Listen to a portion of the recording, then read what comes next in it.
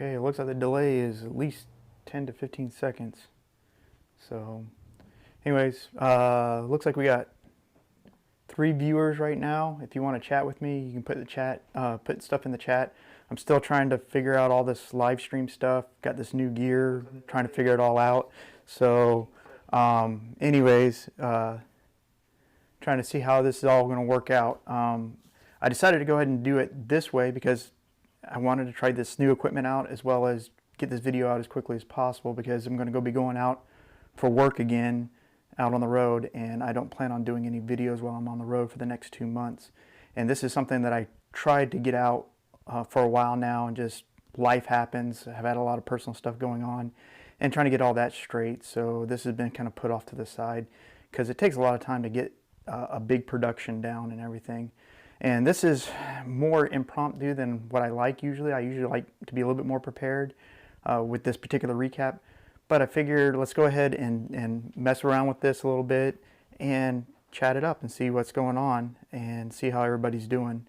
So first things first, I wanted to finish this off as a recap to the shaft comparison videos from the Cynergy Revo, the BQ Prime M, and the HXT skinny shaft. So that's kind of where we're going at. And also I'm here to answer any Q&As. I have video up to where we can you know, play around, shoot around if you want to see anything in particular.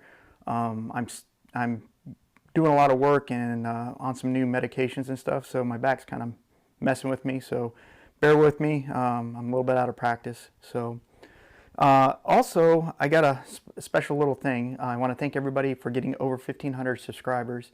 And I know back in June, I believe it was, I went ahead and did the giveaway for the glove then on that pool glove giveaway. If you haven't seen that video, after I'm done editing this, I'll probably put it in the description link below so you can see those type of reviews. But I figured, you know what, I was saying 1,500 subscribers. I did it a little early for the 2-year anniversary.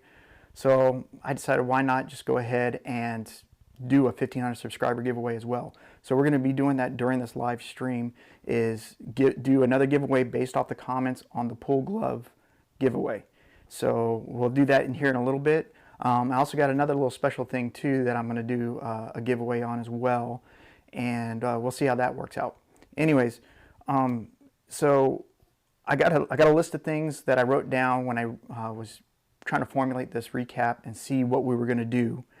And let me see here. Let me get my laptop back up and running here. So anyways, looks like we don't have any comments yet, so maybe we'll get some here soon. Anyways, some of the things that were questions, comments was, you know, the different types of things I was comparing and the importance of those things. I wrote down some of the different things that I went over in the 2 different videos, and want to kind of hit on them on whether or not there's something that you really need to be looking out for when you're shooting. Does it affect your shooting? Whatever the case may be. And from the first part, and the first part comparison, I have here about the weights, the tips, and the tapers. Now, it's really preference on a lot of these things. Some people like things a little bit more weight, a little bit more weight to it. Others like a smaller tip size versus a normal tip size. The taper, most people like pro tapers. I'm a personal fan of pro tapers, but there's conical and all those other things. I believe all the carbon fiber shafts I've tried so far are all pretty much pro tapers though. So I'm not really going to go too much into that because that's really personal preference on what you may or may not like.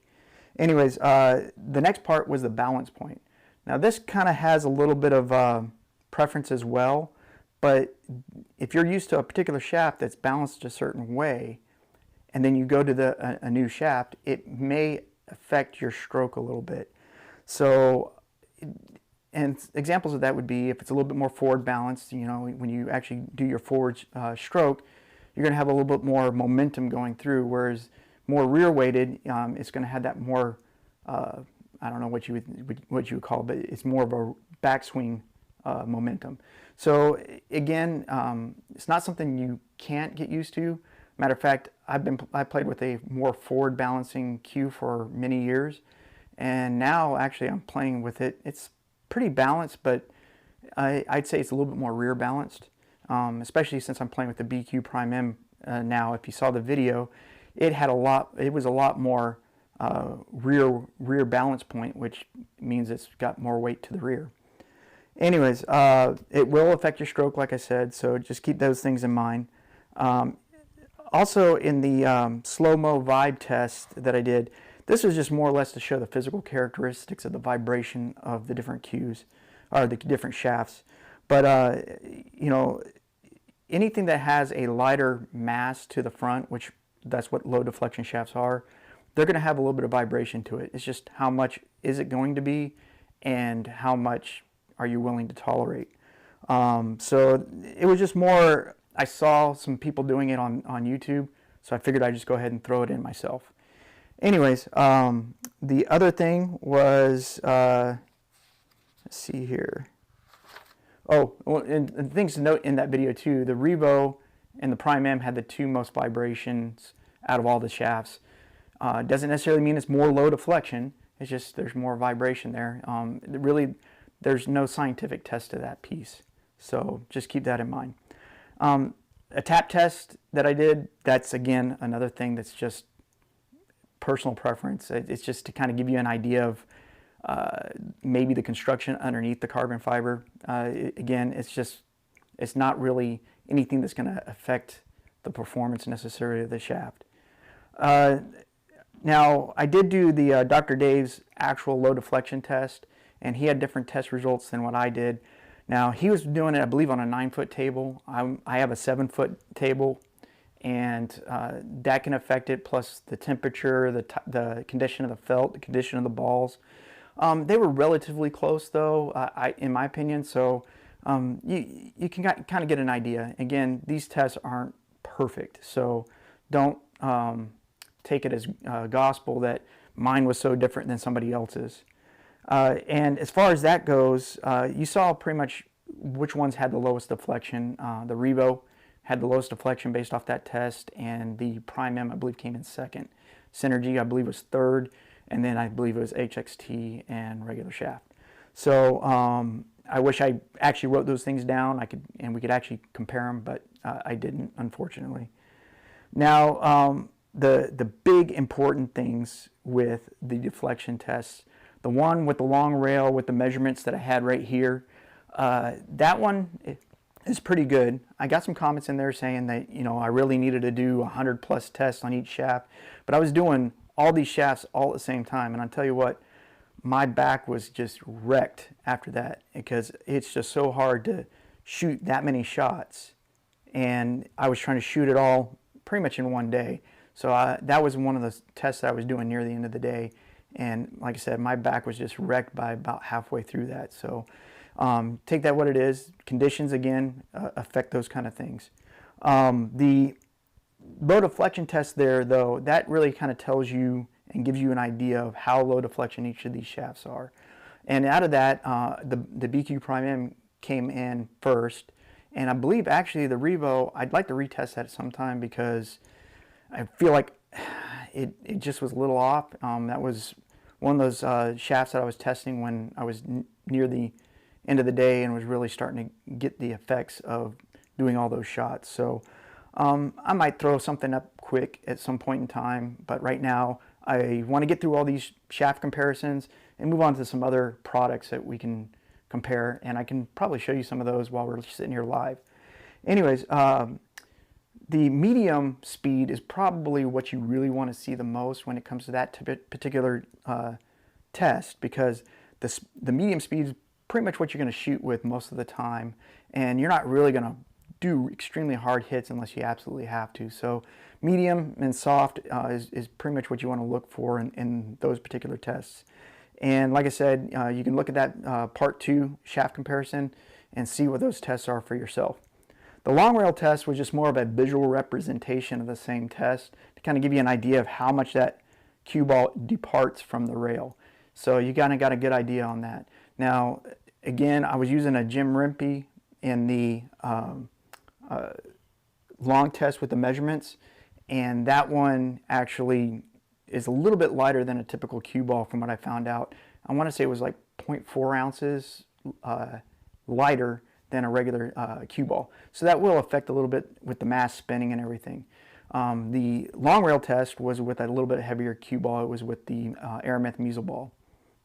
Anyways, the main reason why I used the Rimpy was because it had a nice target on there, so I can at least gauge every shot I had to a particular point to make sure I was hitting it pretty much consistently in the same spot. And for the most part I was. I'm not perfect. I'm not some super pro out there. I'm a 6 and APA 9 ball, 7, or APA 8 ball, 7 and 9 ball. When I played BCA, I was a B player. So I'm your average pool player. I enjoy the game and I enjoy trying new things. So that's why this channel's around. Anyways, let's see, what else did I say when I was looking at those things? Oh, one thing I did do is I have a video here where I compared the different vibrations on each of the shafts, and some of the things that didn't make it into the video was those particular things. So what I did is I went back through, grabbed a couple clips of the Cynergy, Revo, and the Prime M, and I put them into one video clip so you can kind of get a close-up, slow motion view to see that kind of vibration when I hit it with a hard hit, so, or a firm hit, whichever way you like to call it. Anyways, I got it here, and I'm going to go ahead and move over to my laptop so you can see that. And let's go to here, and let's see, where's it at?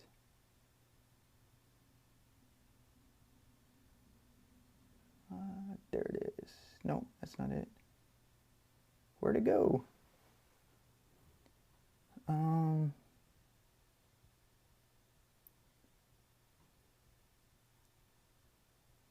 Well, I might have to, doesn't look like I have it on here. Oh, no, that's not it either. Shoot. Well, let me go ahead and see if I can't find this real quick, and we can get a good video. I might have put it on my wrong hard drive, so on the wrong hard drive. So let's see here.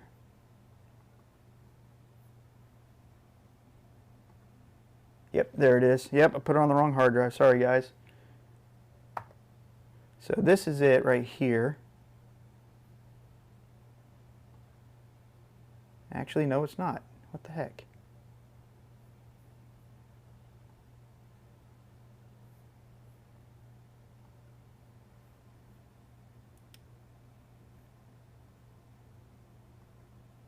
This is it right here. Okay, here we go. So this is the Prime M, and the Prime M, like I say, you get the slow motion here. Look at the vibration of the tip.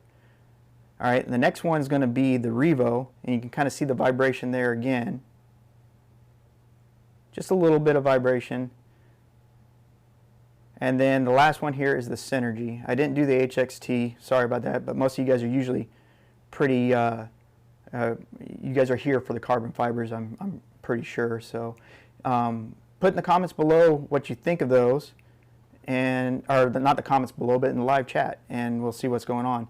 Also, if there's any type of problems with the feed, please let me know, because this is the first time I'm doing it. I'm hoping my audio is good for you, and I'm hoping the picture quality in the stream is good for you. I know I had some issues with the upload speed of my internet, and I played around with it trying to get the right settings. So let me know if it's any good or not, and we'll kind of go from there. Anyways, the next one that I did was the off-center shot, and this was kind of like a practical application. I was trying to think of a way to show a practical application of putting side spin on a cue ball, but for a shot itself, and see how much deflection there might be. So what I did was I put that cue ball, the object ball, in one place and moved the cue ball steadily backwards until it actually missed the shot with the 2 tips of side spin that I put on it. And those results, that's all in the part 2 video. Those results, the Cynergy, or not the Cynergy, the Revo and the BQ Prime M, again, were the ones that shined in that particular test. The Cynergy was pretty good, but the BQ and Revos are definitely really low deflection. Let's see here. Eventually, I wanted to do a chart in this as well, but again, I got such a short notice of going out on the road. I'm just trying to get this thing knocked out so you guys have this video and that recap that I was promising. The next part of the testing was the slow-mo, close-up, draw, follow, and the angled off-center shots. Again, giving you an idea of the audible sound of the hits as well as practical application of those hits. Show you kind of how much action you can get off of each shaft. And with that particular thing, tip does come into play with the type of action you get. I noticed that when I went to the Zan Premium Softs that I lost a little bit of action on the Cynergy as well as the Revo that got the Zan Premium tip as well. And you're always going to have a little bit of differences, and you just got to figure out that's the tip that's right for you as well as how it's going to act. And it's very minor, but you do notice it, especially on slower shots. Anyways, see here. I think that's, oh no, I got a little bit more. So one of the things with this test and how I feel after doing this 2-part comparison test, I was exhausted afterwards. Doing 5 shafts all at once, I'm never going to do that again. If I'm going to come up with a formulated plan for each shaft I do, and I'm going to pull out what I like in these tests, and I'm going to use that for each individual shaft. But just doing 5 shafts all at once was just way too much. Also, the overall results, I'm pretty happy with them. Like I said, the Revo, I wish I probably get a little bit more. Sorry about that. I didn't realize we were still on the computer. Anyways, the Revo, I want to get a little bit more testing with that. Anyways, the other things were the examples. I wanted to give you as many examples as possible.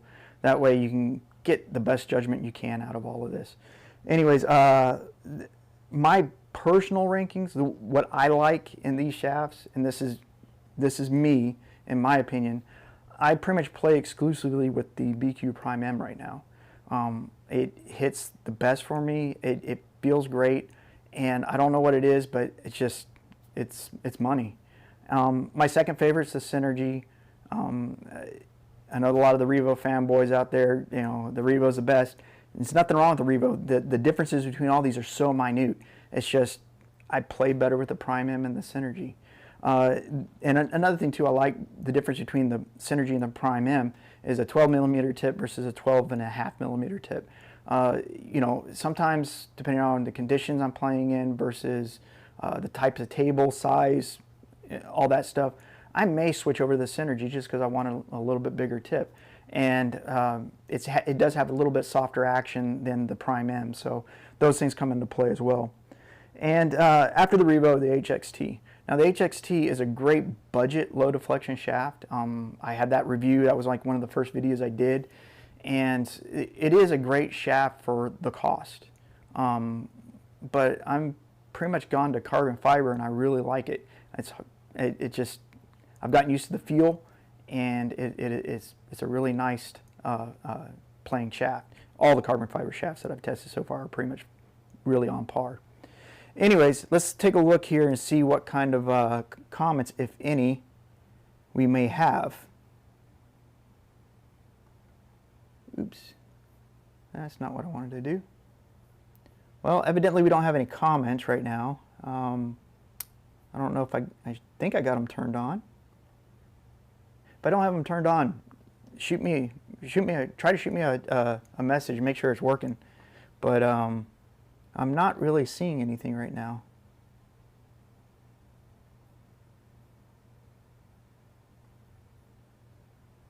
And I know I got about a 10-second delay, so sometimes I got to give you guys a little bit of time.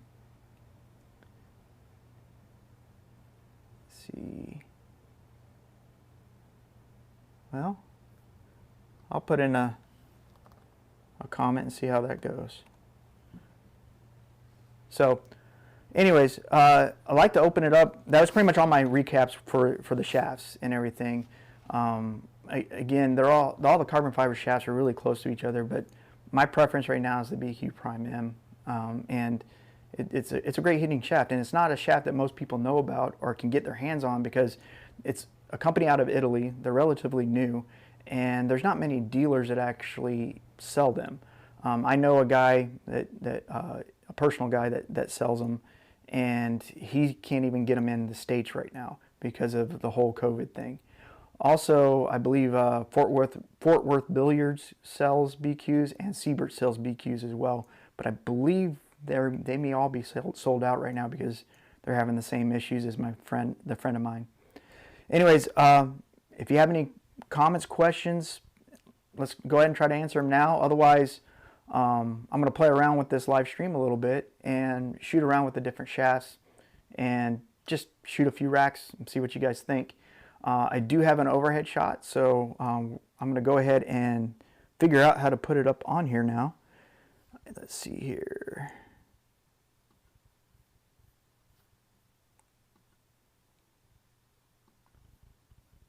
Let's go picture in picture. Why are you not? Okay. Oh, that's why. Duh.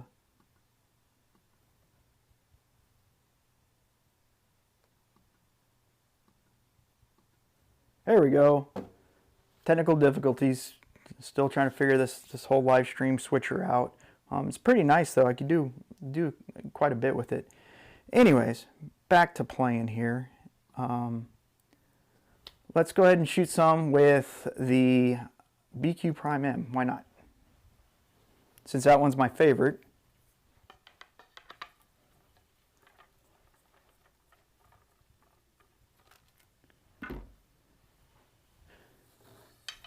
And if any of you guys want me to try anything different or whatever, whichever shafts, just shoot them in the messages in the live chat, and I'll do I'll try to do whatever you guys want me to do.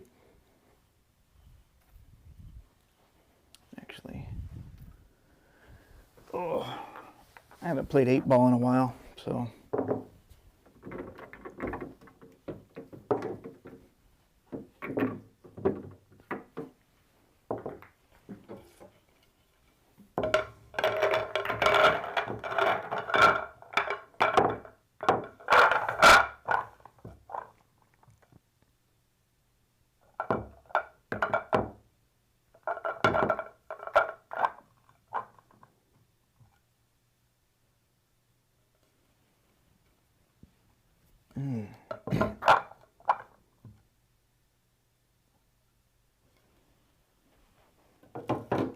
So hopefully everybody's doing well out there and are able to shoot some pool again. I'm lucky and blessed that I actually have this here. Now, I usually use a brake cue. Haven't done anything review-wise on it, but it's a Mez Kai with a Pro H shaft, and it's got a town tip on it.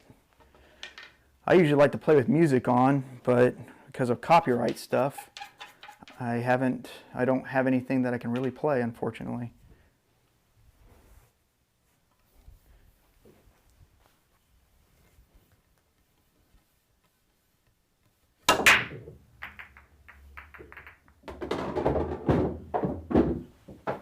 Here in a minute, we'll do the giveaway on the pool glove again for the 1,500 subscribers. And hopefully that person's watching, and if they are, we will go ahead and get your information. I will do a comment on your comment that's in there to try to get your information if you're not, and we'll see how everything goes. Still don't have any comments from anybody, so I guess everybody's just wanting to hang out and watch. So I'll try to talk while I'm shooting these and tell you what I like and dislike about each shaft. The BQ, I guess since it's my favorite, I'll tell you what I don't like first. What I don't like is, if you saw earlier those close-ups with the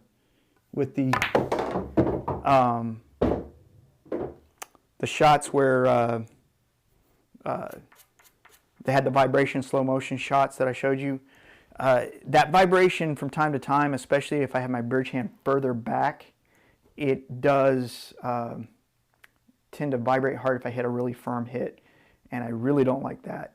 Other than that, being a 12mm tip at the time, that was one of the smallest ones you can get. Now with all the other shafts in production coming out, I mean, there's a lot of them that are putting out 11.8. I believe Go Customs has them. Q-Tech has them now. I want to get my hands on one of those. I believe, who else? I want to say maybe Jacoby's coming out with 11.8. I'm not quite sure. But there are a few out there now. And I've always loved 11.8s.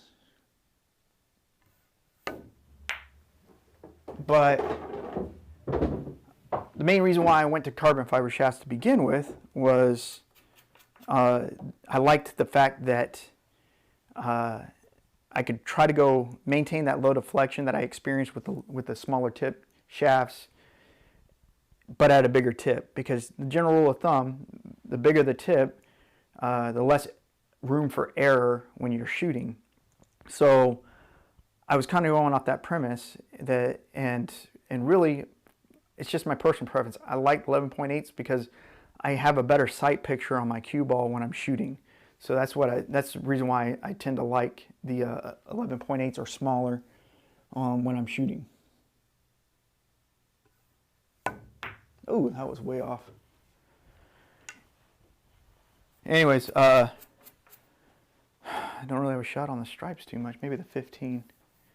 But trying to shoot and talk, I tell you what, can't really concentrate.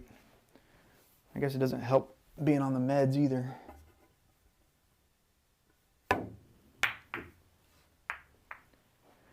Anyways, what else can I say about the Prime M?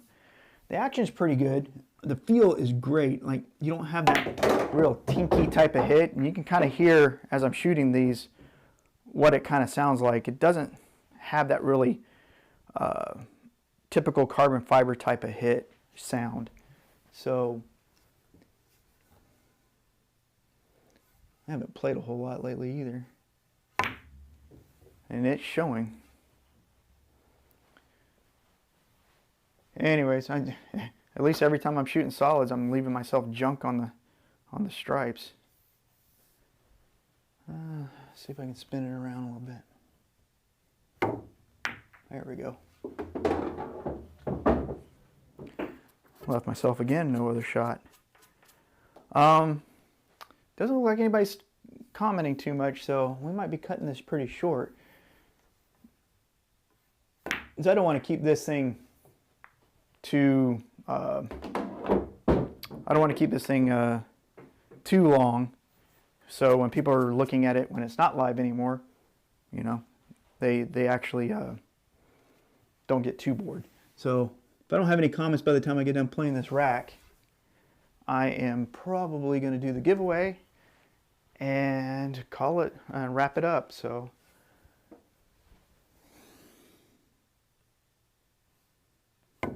and I hope I really hope my live chat isn't, it's on.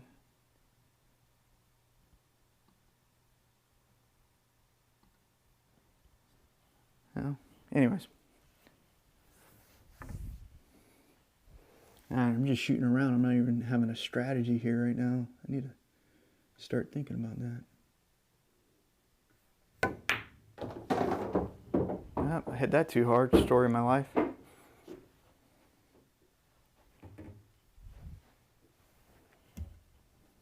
can get in the corner over here. Gotta jack up because of the wall.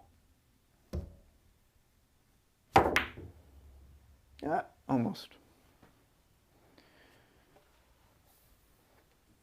Go to 14. And the 12. Just hitting this stuff too hard.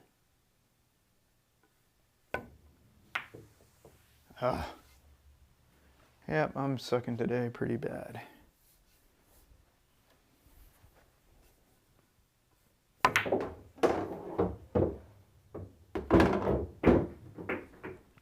I wanted to see if I could just draw it back like that. I knew I was worried about scratching, but I'm just shooting around right now, trying to wait for some comments from some guys and gals.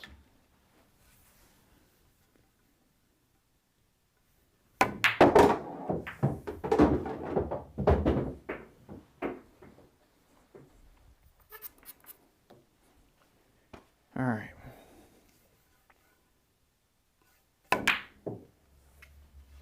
Yep. Oh, crap. I'm just so tired right now. Had to wash 2 cars today to get ready to go on the road.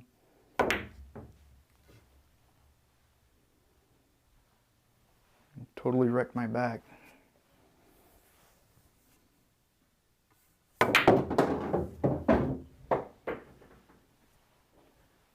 All right, well, we still only have the one comment, which is from me. Oh, wait, hang on a sec.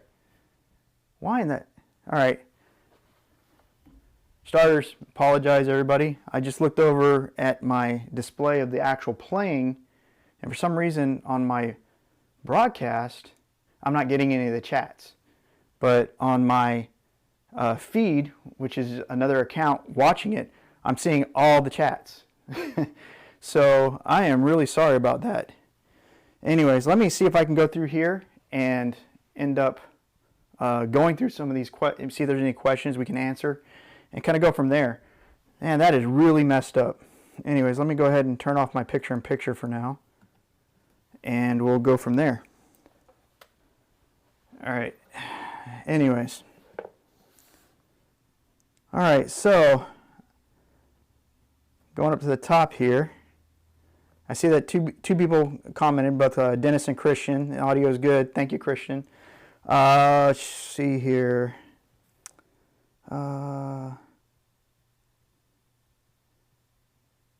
Yep, the diamond's really nice. I wish it was a bigger table, but the size of this room, I can't get anything bigger than a 7-foot right now. Sorry, you see how there's a lot of comments, a lot from Christian. I definitely appreciate it. Let's see here. Dennis, you've hit the Revo. You thought it had a loud tink. Yeah, I heard that too. And it may have a little bit of variation sound depending on which tip you have on there. But I have had the Victory as well as the Zan Premium Soft. So both of those were kind of pretty much the same for the most part. The Premium Soft though, the Zan Premium Soft is just, it's really soft. If you actually look at some of the charts that are out there on how the hardness of the different tips, Zan Premium Soft is like the softest layered tip out there. So yes, it does have that type of noise. The Cynergy does as well a little bit, but it sounds a little bit more like wood. And the Prime M, it's a nice funk type of noise. It doesn't have a weird noise to it. I really like it. All right, so Christian, you have the 12.4 and you like it. That's good. Like I said, that's the first carbon fiber shaft I went with, and I really liked it.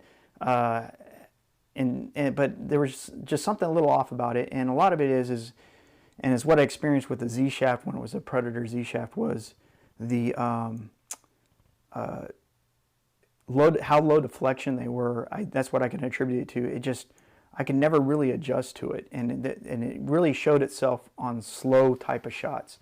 Medium pace shots, didn't notice it that much, but if I had a down the rail slow hit, it definitely affected me, and I tried to adjust for it and I just couldn't quite get it. So that's just my personal experience, my #1 problem with shooting with it.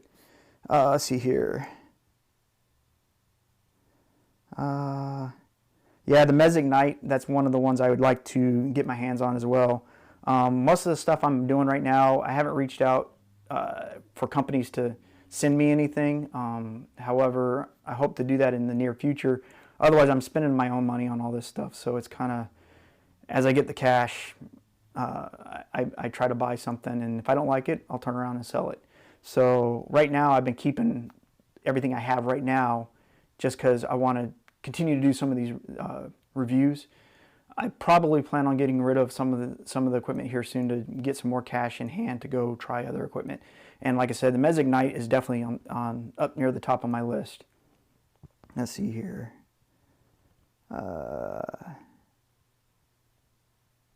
Yeah, not making them in Unilock. That's actually a really, really popular joint, mainly because Predator made it so popular, and a lot of people play with Predator cues. I personally play with the radial joint. I like the wood-to-wood type of joint feel. I like the feedback when I'm shooting. The Unilock, I haven't really tried it too much, but I have had 5/16 by 14 piloted for a long time, and United joints because I used to play with the Mez cue back in the day. And it was okay, but it just, I don't know, I didn't 100% like the feedback, not like with the radial. And basically the way I came across the radial was I tried a friend's cue one day that was happened to be a radial, and I I loved it and never looked back after that. Let's see here. Yeah, Dylan, shooting around, I'll be honest, being live like this and everything, nerves are going a little bit. But like I said, I'm not some great pro out there. I'm a B player in BCA when I played, a 6 and 8 ball, a 7 and 9 ball in APA.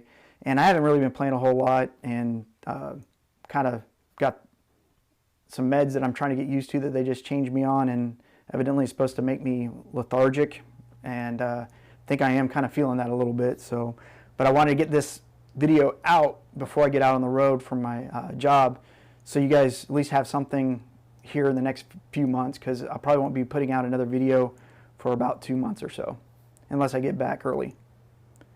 Let's see.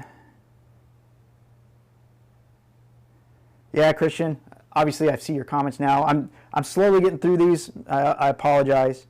So 12.9 and 12.4, almost the same deflection. That's good to know. I haven't really played with the 12.9 yet. I thought about, you know, maybe looking at one time, but the 12.9 Revo, if you look at the charts that Predator has, it's supposed to be a little less action and everything. That plus the smaller tips, the reason why I went with the 12.4. And it is what it is. Yes, COVID is killing our sport. If you haven't seen, though, I've noticed it a lot, is they're doing a lot of those isolation pool events on Facebook, and that's pretty ingenious. The way they came up with that and having actual tournaments. One channel that I watch a lot is the Ship the Cash, and they were one of the first ones I happened to see, and their tournament format was pretty cool, where you got 5 racks, count up your balls, playing 9 ball, and the most balls win without missing. You basically like playing the ghost, but you shoot until you miss, and that number of balls for that rack gets counted to your total. So it was pretty interesting, and now there's a lot of them out there right now. So it's really caught on. At least you can do that. Unfortunately, if you don't have a table or somebody opens up a place for you to play, you're kind of out of luck, which that really sucks. Let's see here. Yeah, Christian. I'm blessed that I was able to get a diamond table. I got a really good deal on it. Before that, I did have a 8-foot Brunswick, like a home table in here, and believe it or not, it was about the same size as this 7-footer. It's just, I think Diamond, the way they build their rails and everything's a little bit wider than a normal home table. Not saying that's bad. I absolutely love Diamond tables, and these are Pro Cut pockets, so that I can get the best practice I can off the table. So it's a nice table. If you have any friends that are willing to have you over that have tables, I mean, you could try that. But yeah, I know it sucks. Victory tip, yeah, I hated the victory tip. When I first got that Revo, I played with it and I absolutely loved it for about a day. And then the maintenance of it sucked. I had to constantly reshape it and try to scuff it up so it could hold chalk.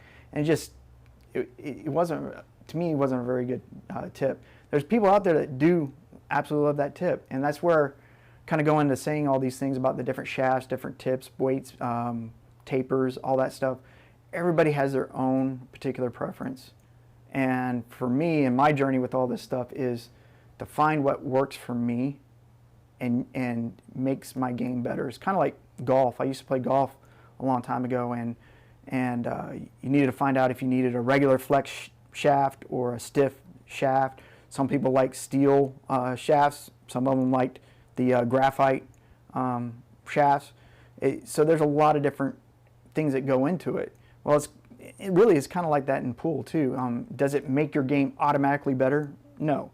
But if it makes you more comfortable with shooting and playing, and it actually can help you concentrate on the other elements of the game, because pools are very much so a mental side game, and as long as you can get that other stuff down to where it's comfortable to you, I'd say that's where I'm trying to go with this. See here, Zans are okay. Yeah, I have several shafts right now, and there's two that I'm going to show you on this live stream that I'm going to review down the road. One of them has a Zan Premium hybrid on it. The other two, the Revo and the Cynergy, had the Premium softs. So I wanted to try the hybrid because it's a little harder. And a little disclosure there, it's a little too hard now. So I might look at the Zan Medium, because I think the Medium is actually a little softer than the hybrid. Anyways, Kamui Black's Super Soft from Ron. I love Kamui's, absolutely do, but I usually play with a black soft. Super Soft, it isn't bad. I tried it one time, but I didn't keep it on the shaft very long. I'm trying to remember why, but I think it was a Kamui clear, and I didn't like the clear that much. See here. All right, I'm finally down to Jorg Linzen. Good to see you again. Greetings from Germany. Hey, I love the people from over in Europe coming and chiming in on the live chats. I know it's late in the day over there. I travel over to Europe, or at least I used to a lot. I do a lot more in the Pacific nowadays, but yeah, it's nice to see you here and participating. I really enjoy hearing from you guys. See here, Ron, love the Revo. Hey, there's nothing wrong with the Revo. Like I said, it's just not for everybody. And when you go through this journey, it's one of those things, trying to find what works for you. And that's great that the Revo works for you. I wanted to start this channel to actually give the ability for people to try, as I'm trying these things, these new shafts, this new equipment, of what I find and what my opinion is on them, so that you can get a better decision if you can't, or if you don't have the means to get all this equipment all at once. And right now, so far, like I said, I've purchased all this stuff with my own money, but I plan on trying to get some people to send me stuff here down the road as we get bigger. So hopefully that'll work out. All right, Christian, you said it took you a long time for the Revo. Yeah, the Revo, like I said, it played phenomenal at first, and then I started having those isms when I was shooting with it. So with that said, it was difficult to kind of hate on it a little bit. But again, and that's a strong word, hate, because it's still a good shaft, but it just wasn't for me. Let's see here. Yep. Thanks for helping me. Thanks for the get better comment, Christian. I really appreciate it. One of my biggest problems with playing pool, especially long-term tournaments and stuff like that, is fatigue. My back tends to lock up. It's not an actual like bone type of thing. It's more muscle spasms, and it's something that I've contended with for a long time now. And if I'm shooting one match, I'm usually okay. I go through a weekend tournament, I'm usually wrecked by the end of it. See here.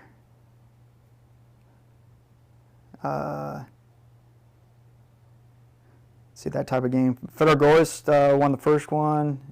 It's a field sport. Yep. Yeah,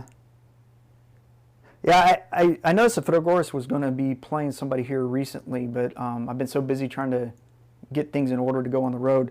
I didn't get a chance to see the details on it. So, hey, go ahead and post them in the comments if let me know how it's going, and I'm going to try to get on it maybe later on tonight. Let's see here. Yep, exactly. Whatever works for you. Let's see here. So yeah, so Christian, you did say the Revo did improve your game, and that's the key, is the Revo improving your game. So thank you for all the comments. I believe I caught everything up now. Ron, TENS unit, get one. I do have one, and I've used it for my neck, because I have it in my back as well as my neck. And the TENS unit is pretty good. Actually, the best results I've had with my muscle spasms have been acupuncture. And I was a big skeptic of acupuncture when I went into it. But I'm a retired military, and the VA happened to offer it. So I gave it a try, and didn't see good results for, I don't know, probably about 2 or 3 weeks. But after that, things got a lot better. I haven't been in over a year now. I have plans to go back, but I travel, for you guys that don't know, I travel probably about almost 5 to 6 months out of the year, depending on what's going on that year, and trying to schedule medical appointments around your trips can be kind of daunting. And kind of going off of that too, one of the things that I did early on in my videos was I wanted to do travel reviews of pool halls on the places that I went. And there's 2 of them from Okinawa that I did, and they didn't really catch a lot of steam like the product reviews did. Plus, they were so much harder to make than the actual product reviews. I went ahead and decided to kind of more focus on that.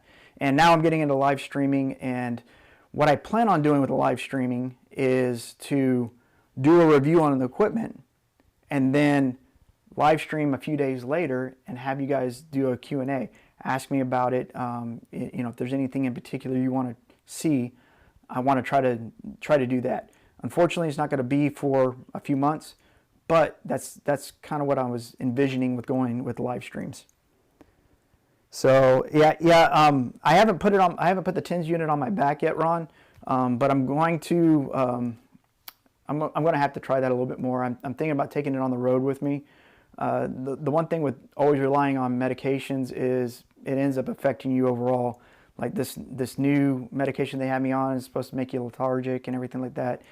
And with that said, I need to either adjust to it or get off of it. And I think I need to look at that TENS unit a little bit more.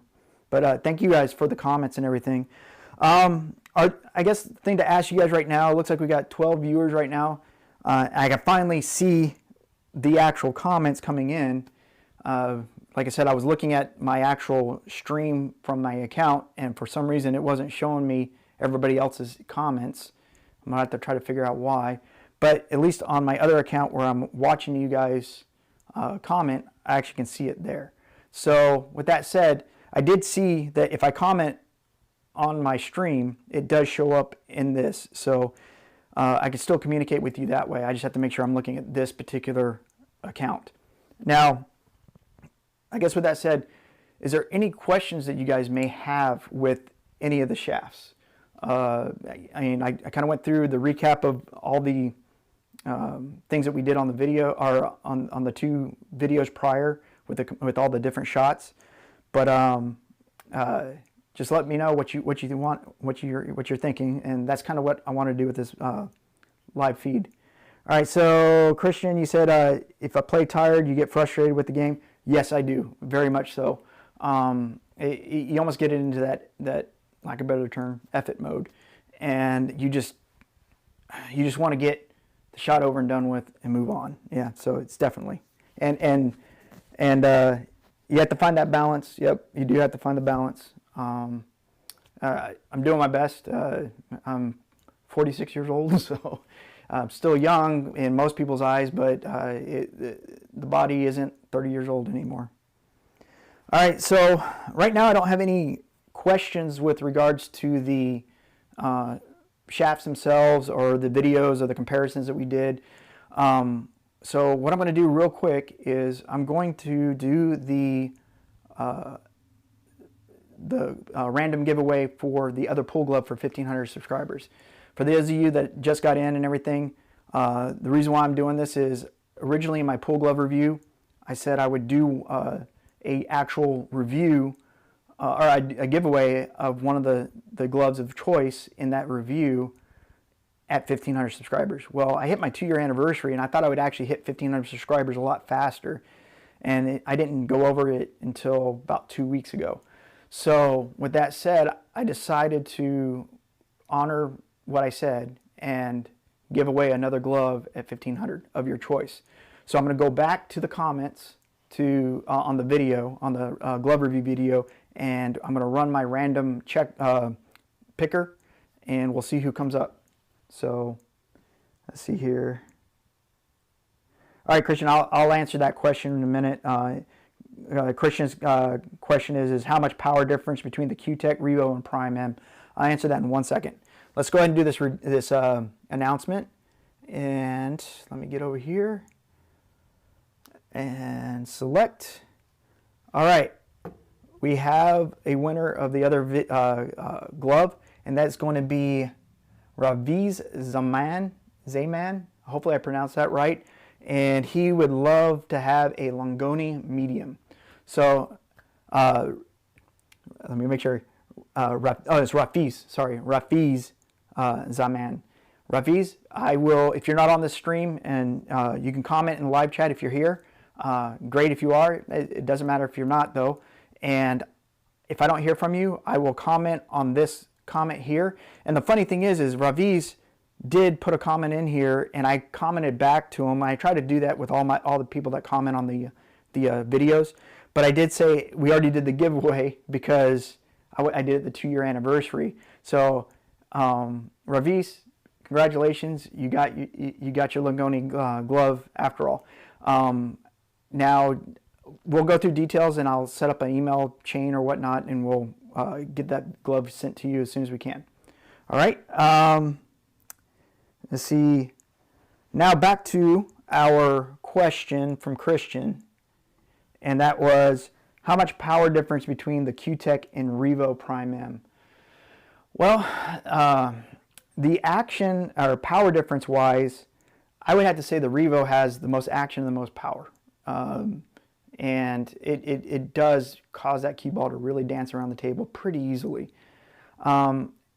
I would have to give Prime M the second most action, and with the Q-Tech being the third. Now, the Q-Tech has a softer feel hit, and I felt like with a lot of shooting with that, even before the Zan Premium Soft, I had to put a little bit more into it to get any type of draw or any type of force follow or anything like that. So that's been my experience with it. When I was doing the tests with the draw and the force follow and the other example shots, it was pretty much like that across the board. The Revo can get some crazy action sometimes. It amazes me that it actually takes as well as it does.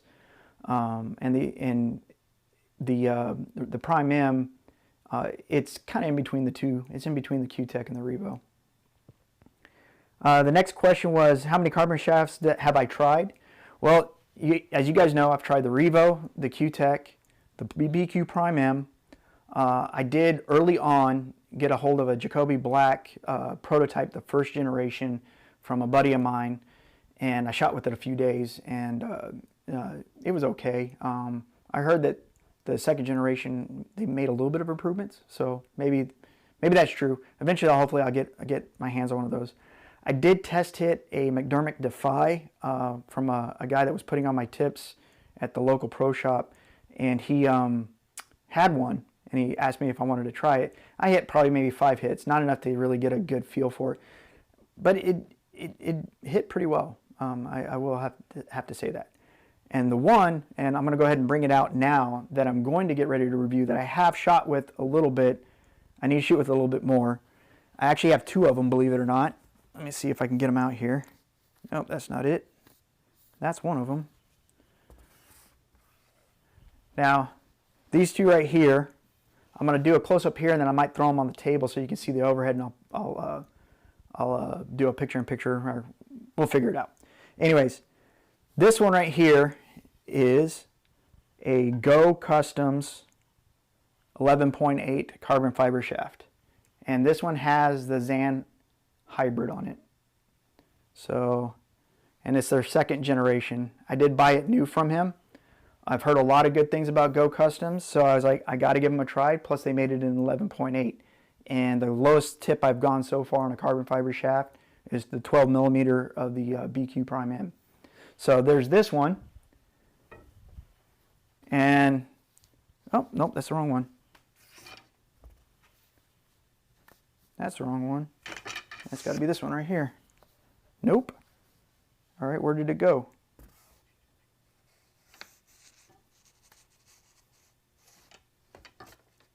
Well, I am missing a shaft. Is it in my case?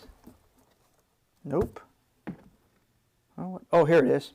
I had it off to the side because I knew I was going to show these. Here is the other one. Now, not much of a difference between the other one because this is a Go Customs as well, and it is 11.8 as well, but I had them put a Kamui black on it.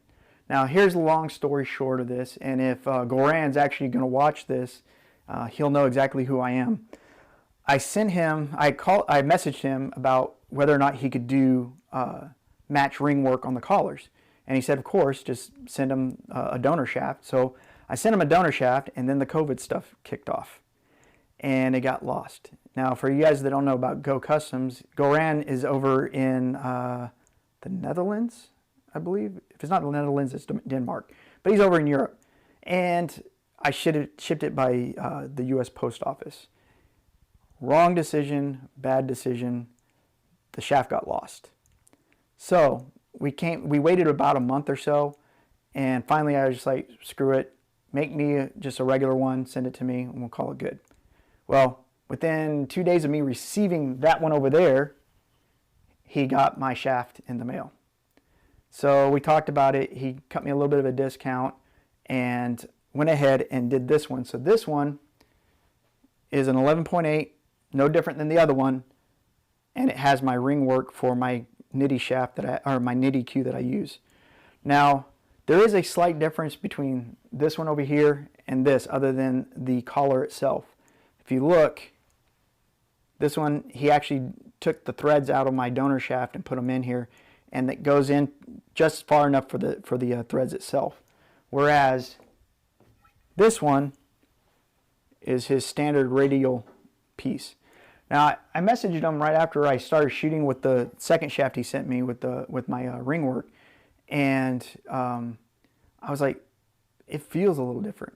It just was really weird. It felt a little different. And I was asking him, you know, should it or anything? He said it shouldn't, but I do feel a difference between these two, and the one with my donor ring work actually feels like a wood shaft when I hit with it, but it has the characteristics of the carbon fiber shaft, the smoothness, the low deflection, it's the durability, and it's pretty nice.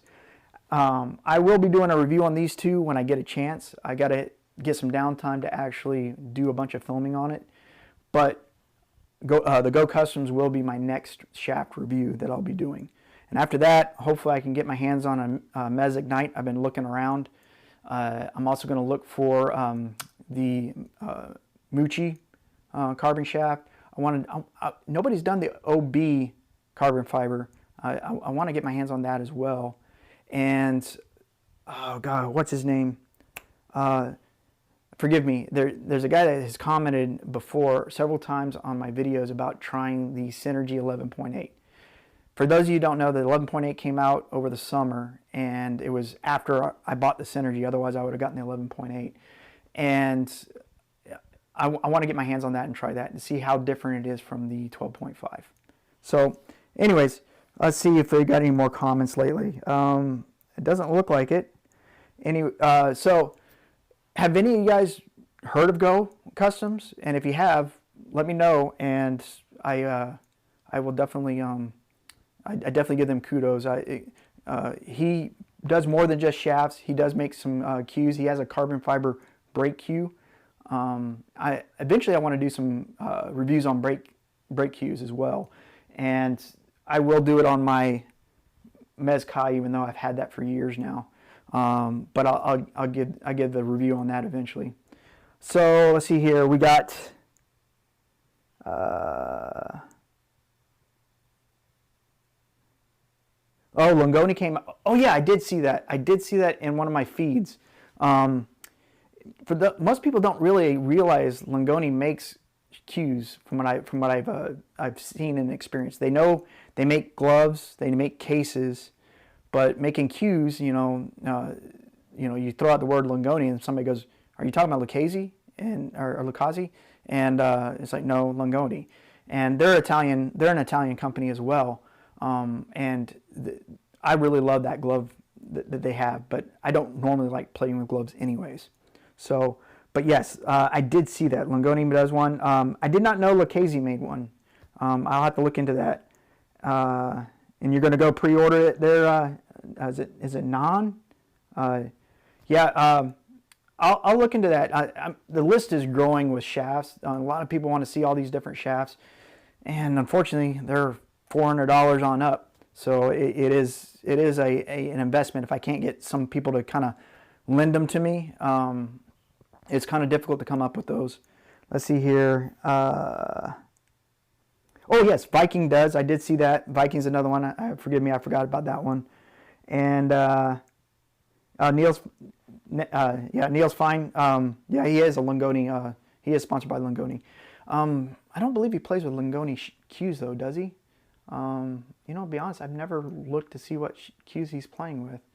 But anyways, what else can we talk about real quick? I don't want to have too much dead space.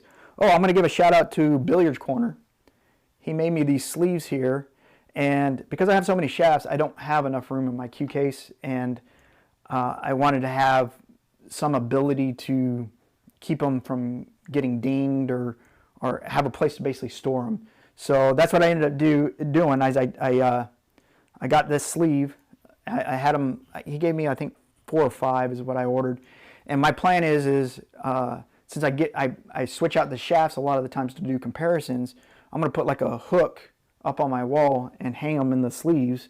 And that way, if I need to swap out, I'm not going through my case trying to figure out where it's at.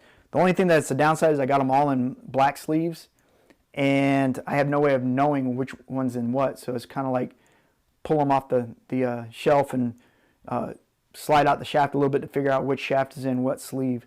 I'm going to figure out some way to label it so it makes it easier in the future, but maybe I should have color coded it. Hindsight's 20/20, right?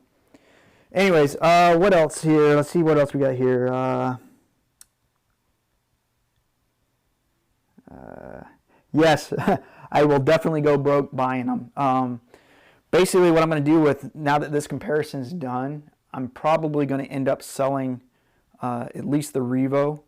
I'm probably going to hang on to the BQ and Cynergy for now, or I'm definitely hanging on the BQ because that's my main player right now. But I haven't made that decision yet because it's nice to have them laying around, because if I do a shaft review and I wonder how it compares or stacks up, it's nice to go pull it off the shelf, try them both side by side, and then figuring out which one. So with that said, that's probably what I'm going to do to generate some funds. I do have a couple cues that I can sell. That I'm kind of a hoarder when it comes to cues and shafts. I buy them and then I don't want to get rid of them. But I do have another brake shaft, a Mez brake shaft, or not shaft, brake cue. And then I also have another nitty that I don't play with that much. That's more of a regular run-of-the-mill 4-point Cocobolo and maple. And I do have a Bloodworth Sneaky Pete that I bought years ago that I don't even ever touch at all. Other than recently when I pulled the shaft off of it and had to re-tip it. And this is another review down the road, but I do have the equipment already, is I went out and invested in a cue lathe from Q-Smith. So I'm probably going to do a review on that. There's a YouTuber out there that, oh gosh, I don't know his name personally, but his page is, I want to say it starts with a number. Hang on a sec. Let me get to my subscriptions on here, and I could tell you. But he did a review on his Q lathe, and we talked about it. And he definitely wants me to do a review on this one, and it is 12 FYAO.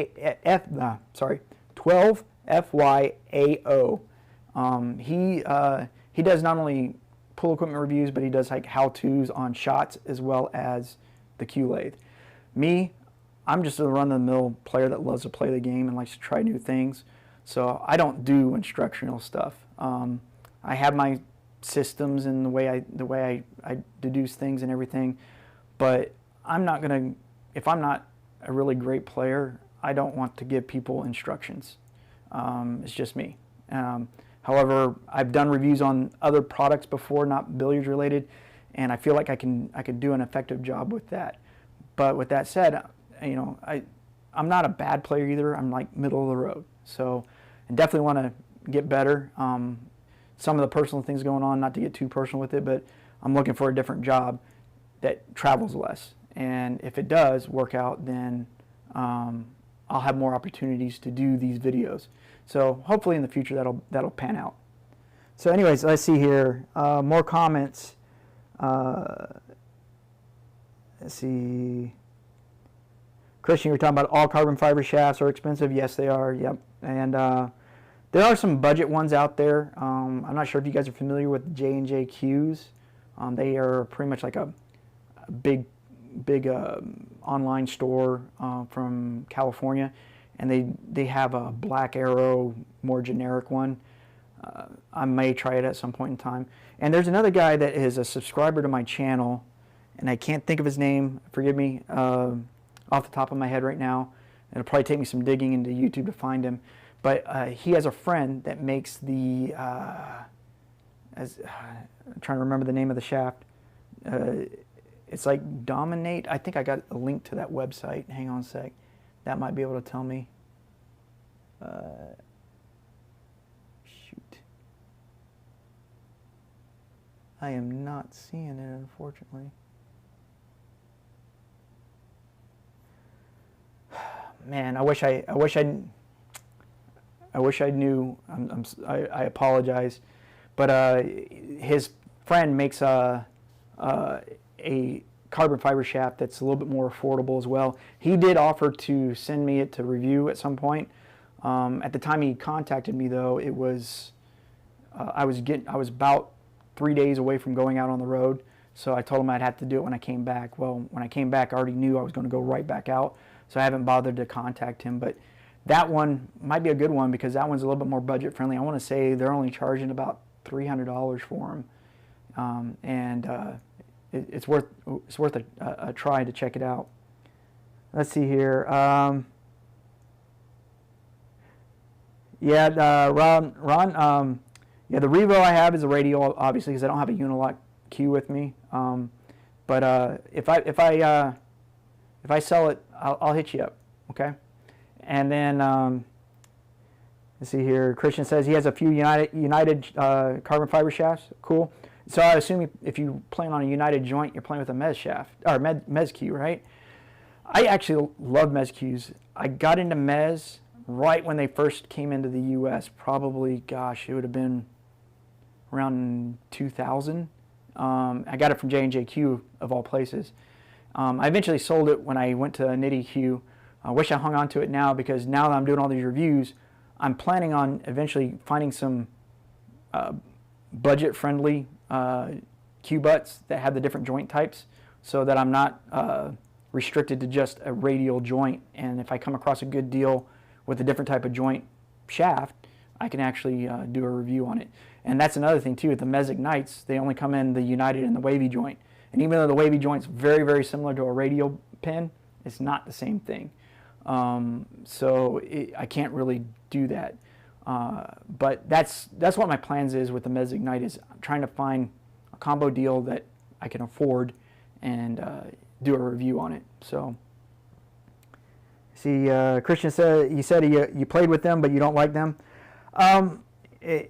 Yeah, the Mez, the one thing I thought was really cool about the Mez, and if for those of you that haven't played with a Mez Q, and a United joint for that matter, just don't know, or if they have a friend, they might know. But that joint is super, super, super tight. I mean, and it gives you that feeling that this Q is going to play really well. I don't know how much that really matters, other than it is not going to come loose on you when you're playing, that's for sure. Showing the Mez Kai, this has a United joint, and let's see how difficult it is to actually pull off. Right now it's not too bad, but I've noticed depending on the temperature, the humidity and everything, it will greatly affect how tight this joint is. So that wasn't too bad, but there's been some times when I'm screwing this down, and I mean, like right now it's got a little bit of tension to it. It's not that bad though, but it is nice and snug. I would say for at least a brake cue, having a tight joint like that makes sense. But yeah, it's something that I thought would be really great, but it's just another piloted pin joint, metal to metal.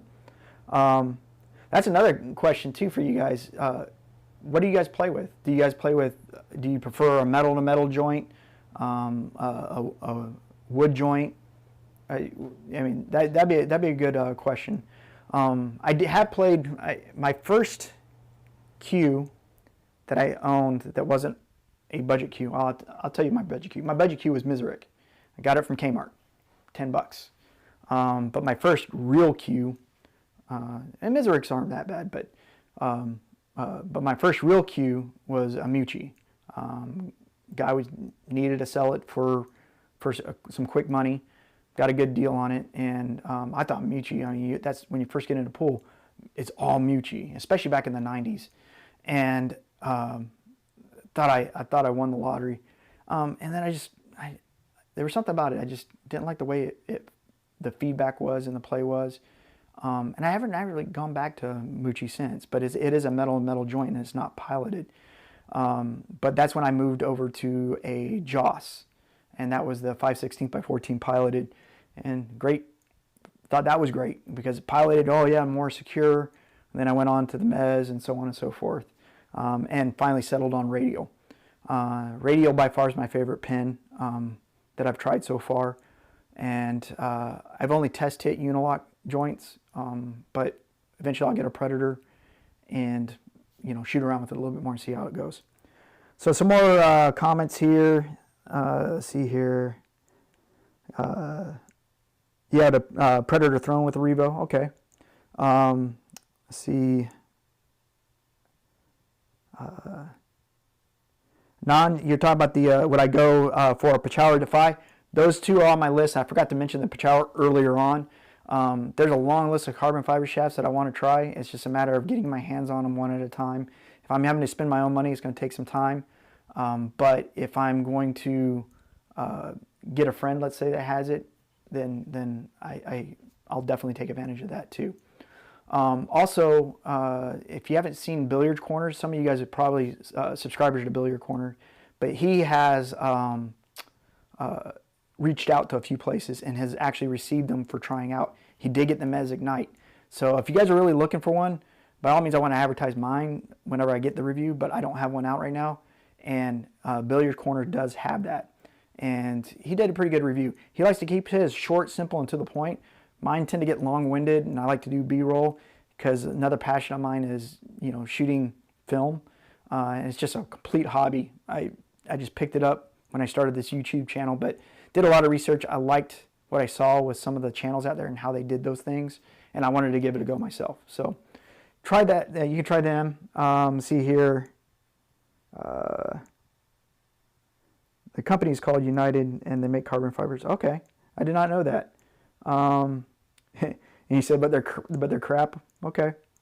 Now the Ron, you're talking about Lucchese 12.9, Mucci with Ultimate Weapon 11mm. Okay. Are you talking about those are the shafts themselves, or what you play with?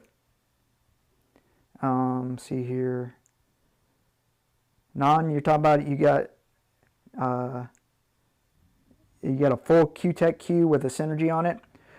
I thought about if I could find a used deal out there somewhere to get my hands on an all Q-Tech Cynergy setup, like the Shane Van Boning style line that they came out with, and give it a go.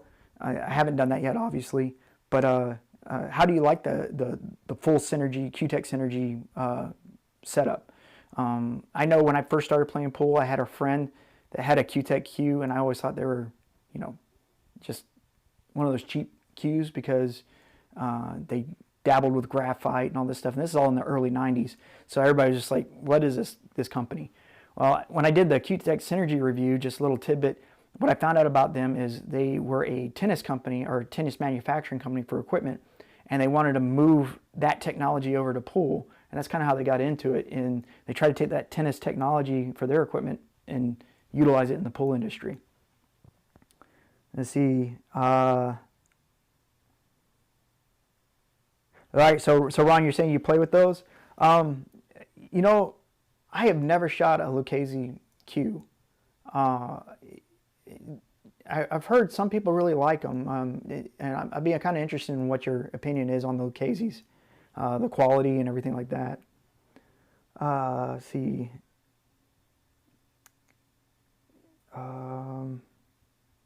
Pardon me, I'm trying to read through these and see what I can answer. The whole Q's awesome. Cool, that sounds good.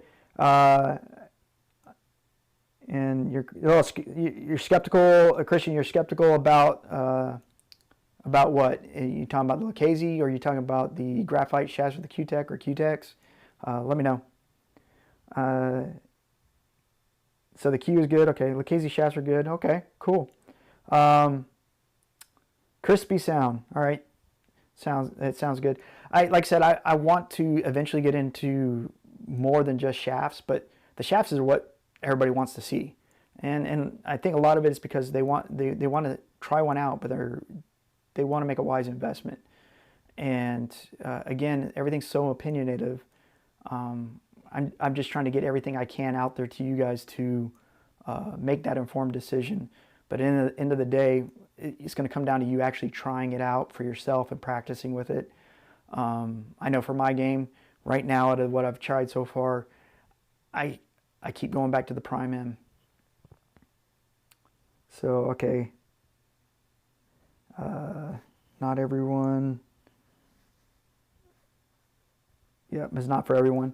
Yeah, and that's the thing I noticed when I looked at a lot of reviews between the Cynergies and the Revos. You definitely have two different camps there. People that love the Revos think the Cynergies are crap, and the people that love the Cynergies and hate the Revo. To me, they're both really good shafts.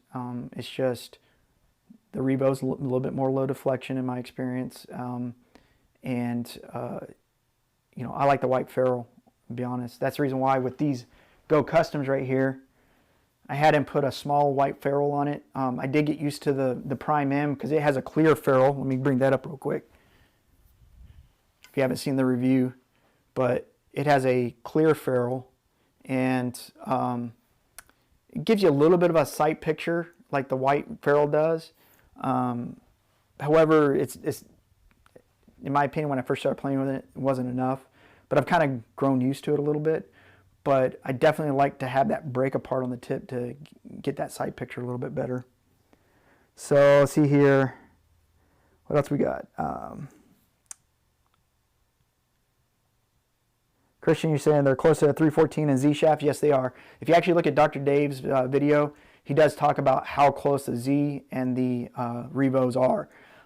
My testing, I had a little bit more deflection than Dr. Dave did, but again, conditions and everything matters. There's a lot of elements that go into play when you're actually doing this testing. And to give kudos to some of the people that commented on the videos, talking about I didn't shoot with them enough to get a good average. That's true. They have merit to that, but I can't sit there and shoot 100 shots for each shaft when I'm doing 5 shafts. I'd wreck my health, my back, like in no time flat.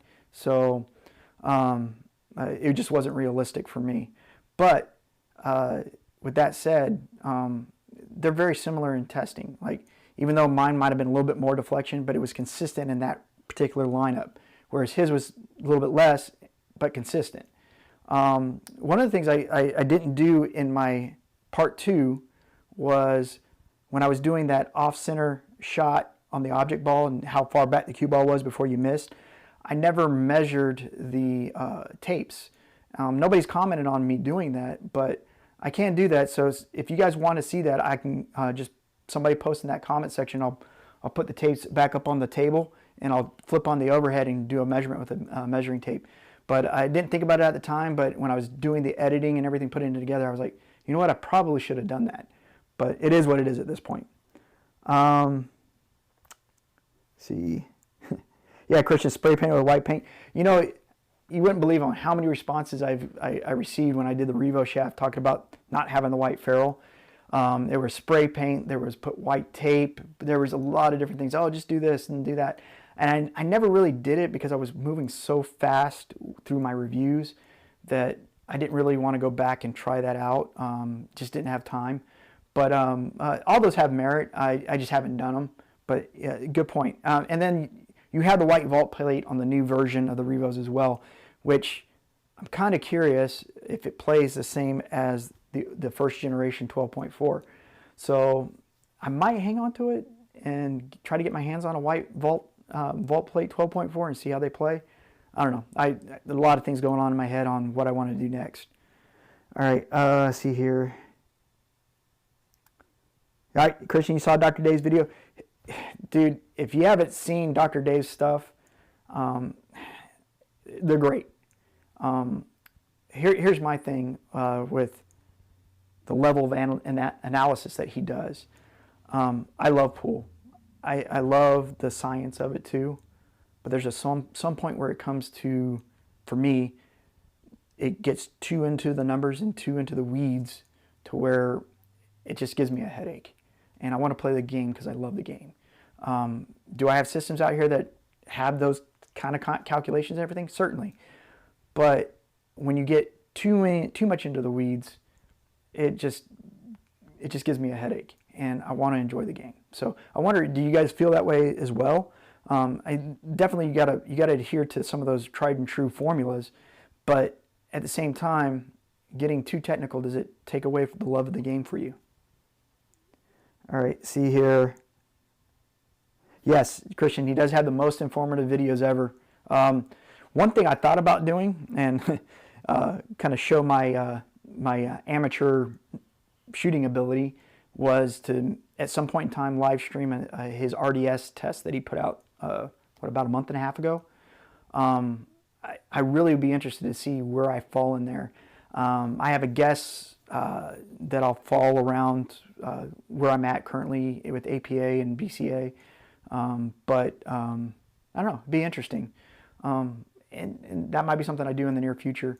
I will say this, it won't be my first RDS test. I did do it once just to see how long to get through it, and actually I didn't never finish it. I got about, I don't know, about halfway through it, I think it was, and my back got tired and everything, so I just kind of quit. But that's something that I think might be interesting in a future video. See, he is a professor, yes, and he also has boot camp or clinics with his, was it a billiards academy or pool academy out of Colorado? If I can get to where I'm not traveling as much as I am now, I plan on going to somebody's boot camp, whether it's Dr. Dave's. There's another guy, if you haven't heard of a podcast called Cue It Up, I'm going to put in a little, drop a little tidbit in for them. Good podcast, great podcast. One of the co-hosts of that podcast does a boot camp up in Minnesota, and I thought about maybe contacting him when I get the opportunity to stay home more. He's drawn to science. Yes, he's actually was a mechanical engineer, I believe. So yeah, he likes to get into those weeds and everything. But, and again, nothing against that. I love getting into it. I just can only take so much of it. I don't want to nerd out too much and lose the purity of the game. Max Eberly, yeah, Max Eberly, he's great. He has a boot camp too, I believe, or at least private instruction. And yeah, he's pretty good. Some of the videos, I wanted to do some reviews on this, and tell me if you guys would be interested in this. I have a few DVD videos that I have actually ran in, or I bought over the last several years, where trying to get better. And I have, right now, I have the Tor Lowry's from it's probably about 8-9 years ago now. I have his video set. I also have Rodney Morris's videos, and they're all pretty good. Even though some of the stuff is, for my level and probably most of y'all's level, is a little more than what, or a little too below our skill level, they still have good information in there. Matter of fact, the banking system that Tor does is what I use the majority of the time nowadays. And that's where you have cut in halves on the one-whale banks. And I use that. I use it in combination with some other things. And a lot of it's feel. If you actually listen to the old pool players back in the day, like Willie Mosconi and things like that, if you ask them what system to use, what diamond system and all that stuff, they tell you, I just shoot it. I know what I'm looking at, I know what I'm doing, I just shoot it. And I'm kind of the same way. I've played long enough now that I can kind of visualize what the shot outcome may be if I hit it right. And I also use that calculation that Tor has to help out with that. One of the good things I like about Rodney's, a lot of his stuff I already knew, but hang on a sec. Oh, I think I lost. Oh, I'm about to lose my GoPro. I heard it beep in the back. Anyways, he had the 2-rail kick system, and it has to deal with the parallel shift stuff. And I've seen some parallel shifts in the past, but never really caught on. And when I watched his, it actually stuck with me, and I use that for some 2-rail kick shots. But again, it kind of goes back to my feel as well. But anyways, off that, let me look at some more of these comments. You say how you're saying how old did you guys got serious in pool? I started playing pool probably around 15 or 16, and that was just shooting around with friends. I didn't get serious until probably about 22, and then life happens. There's about an 8-year stint between 22 and 46. There was about an 8 to 10 year stint where I didn't really shoot at all because, kids, work, life in general. So I just stopped shooting, and I started picking it up again probably about 8 years ago now, and not as much as I wanted to. When I retired from the military, one of my primary thoughts was I wanted to get more involved with pool. However, that just didn't work out with the job I ended up taking. And the hopes is if I can stop traveling as much, I can get more involved again, and that'll also help out the channel as well. So we'll see. All right, let's see. Christian says you started at 14. Yep. I say earlier the better. I'm 46. I had kids young, and my daughter was relatively young when she had her son. So I have a grandson now. He's 2 years old, and I can't wait to see if he's interested in pool. I'm not going to force it on him or anything, but I can't wait to give him a try at playing pool and see what he has to say about it. Again, I'm not going to force him, but he has shown some interest when he comes around the pool table and everything. Obviously, 2 years old, an attention span of a gnat, and he can't see over the rails of the table. But, eventually we'll see how it goes. I believe Lori John Jones said she started playing when she was 5 years old. And with that said, her dad built like a little riser thing around the table so she could shoot. Who knows? Maybe I'll do that. All right, let's see here. So, now you say you love the game right off the bat. Even when I was shooting around with just my friends, just messing around, I knew the problem solving of pool I really liked. And I liked how when I watched the pros play, how they were able to dance the cue ball around the table. Just fell in love with it. And just the beauty of it. It's like an art form to me. That's the reason why I say when you get too much into the science stuff, it kind of deters from my love for it. But it's a necessity to have some of that science. But I want to love the game for its purity. Let's see here. Shane started at 2. I saw a autobiography on Shane, and it's been a while since I've seen it. And his whole family was like really big into pool in South Dakota, and just really, really interesting. Shane is my favorite player. I do, before Shane came on board, I think my favorite player was probably H4N. H4N's still up there, but I just like Shane's style. It's very technical, very methodical, and purpose driven. There's nothing flamboyant about it, and I really like that and really appreciate that. I love Johnny too. To be honest with you, Rodney Morris, I did not know who he was until I had the opportunity to go to the U.S. 9-Ball Open, and I got a bunch of autographs. Hang on a sec, I'm going to bring that out real quick and I'll show you guys while we're doing this. But I have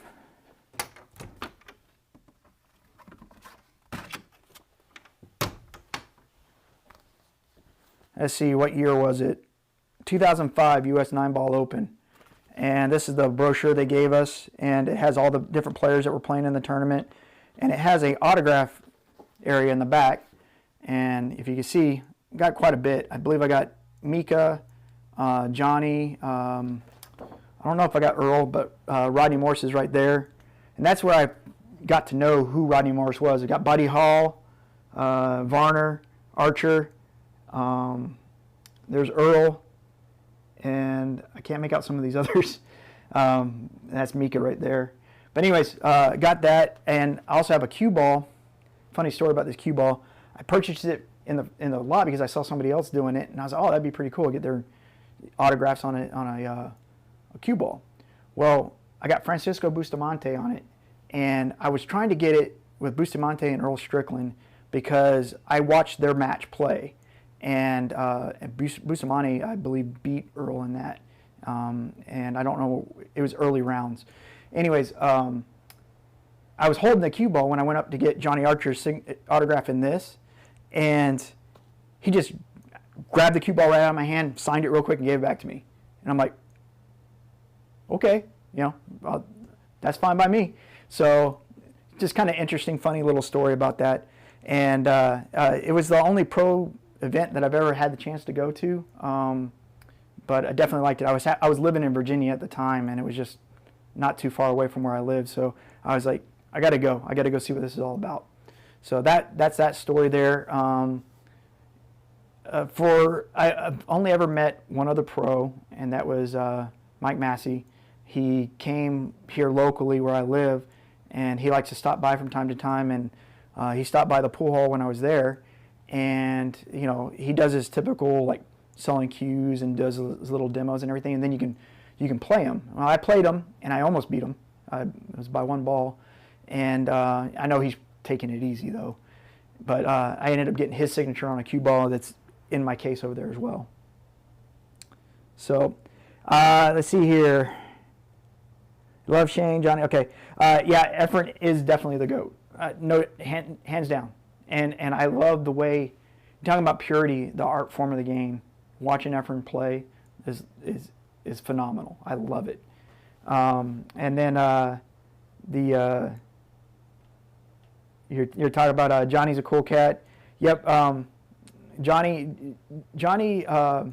I never really got a chance to talk to him up there, but he was very approachable. Most of these guys were. They were very approachable. They didn't look like you were bugging them too much. I'll be honest, Mika kind of looked like that way, but I think he was playing bad that year. So, but all of them were really approachable, friendly, and just class acts. So yeah, that's definitely a great experience for me. I plan on at some point finding a way to display this in my room somewhere, but I don't want to destroy the actual the booklet itself. So I'm trying to figure out a way to do that, but haven't gotten around to it yet. So anyways, Todd, you're in. Welcome. And see, what else can we talk about? I guess any more questions about the shafts that I did the comparison on? I know we had a couple people join probably in my long rant here, and we're going for a while here. I was only planning on doing this for maybe an hour, but if you get to know me, I talk a lot. Most of my friends will definitely attribute to that. Anyways, trying to read this and talk to you guys at the same time. Yeah, Skylar, I haven't been doing an event since Skylar's been around because he's pretty young. So is Billy, and Skylar looks very, very friendly. I mean, he's a down-home guy. I've heard him in interviews. Yes, definitely up there as far as class acts go. But anyways, I'm hoping to get to a few things. Like this year, I wanted to go to the SBE. If you guys are followers to the channel, subscribers to the channel, you'll know that back in February, March, I put out a video saying that I was going there, and then COVID happened and they got turned off. I wasn't going to go there to participate. However, I was going to go there for the products, but I was also hoping to see some of the pros and everything while we're there. And yeah, you guys know what happened. I've always had a dream to go to Adobe Classic. I'll probably try to do that the next time it's available to me. But we'll have to see. Let's see here. Yeah, Billy, I've watched several matches of Billy's on YouTube, and yeah, very good player. One guy that a lot of people have been talking about, and I've known of him for a while, is Justin Bergman.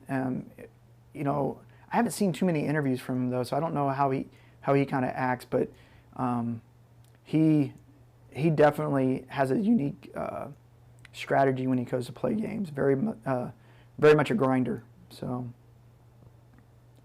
let's see. I guess.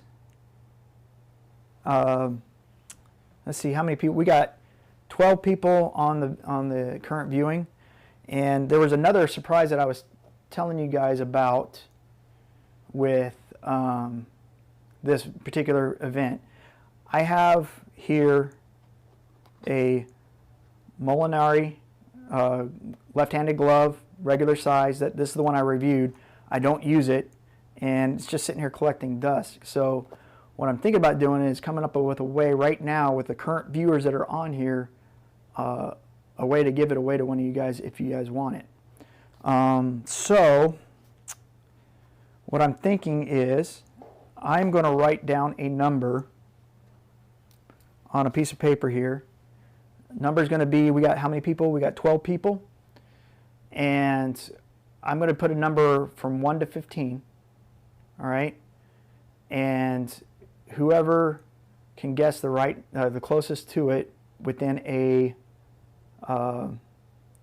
say, we'll go with a 30-second time lapse, we'll get it. Now, if you chime in with a number, what I ask you, the first person that chimes in with that number, they have that number reserved. So if two people pick 5, let's say, the first person that picked 5 is the one that gets 5. Okay, so 30 seconds, 1 through 15, and I am going to rip this off.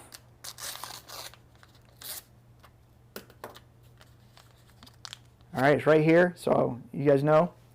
And we're going to start right now at 30 seconds. I'm trying to find a good timer for me so I can tell it's been 30 seconds.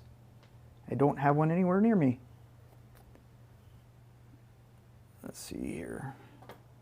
There we go. So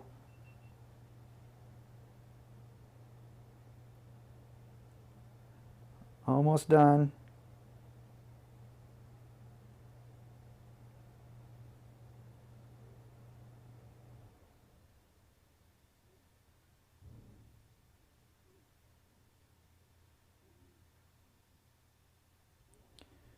And time. All right. The number is 7. And the first person to get 7 was Ron. So Ron, go ahead and email me your information, shipping information. It's going to be Pool Addiction altogether 13@gmail.com. That's my channel's account. So email me your information there, and I'll get this out before I leave on the road, because I'm leaving on the road on Monday. So hopefully I can get it in the mail, or at least have somebody get it in the mail for you before I leave. So, all right. So congratulations, Ron. I know you've been on the live feed for a while, so appreciate all the comments, and I appreciate all the support from all you guys. These kind of things, I don't always want to do reviews on shafts or cues, but I know those are the hot ticket items. If you notice that I've done some of the smaller things, just little gadgets and stuff, because really I want to do any equipment, especially equipment that I think is good, or equipment that is bad that you may end up getting into. And you guys seen some of that stuff over the years, and those were the bad one. The only bad review I've done, which was that Q extension. It's good in a pinch, but yeah, and it's really bulky to carry with you. But since then, I ended up getting a custom extension from the shaft I play with, and it's much easier to use. Some other things were like the billiards towel. I still have that on my case. So this is a case I got during the COVID, and I'm going to end up starting to use this as my main carrier. But I still got the towel, and it's still holding up pretty good. So if you haven't seen that review, go check it out. But yeah, definitely like it. You're welcome, Ron. And like I said, shoot me that email. And Christian, you said you wanted 7. Yeah.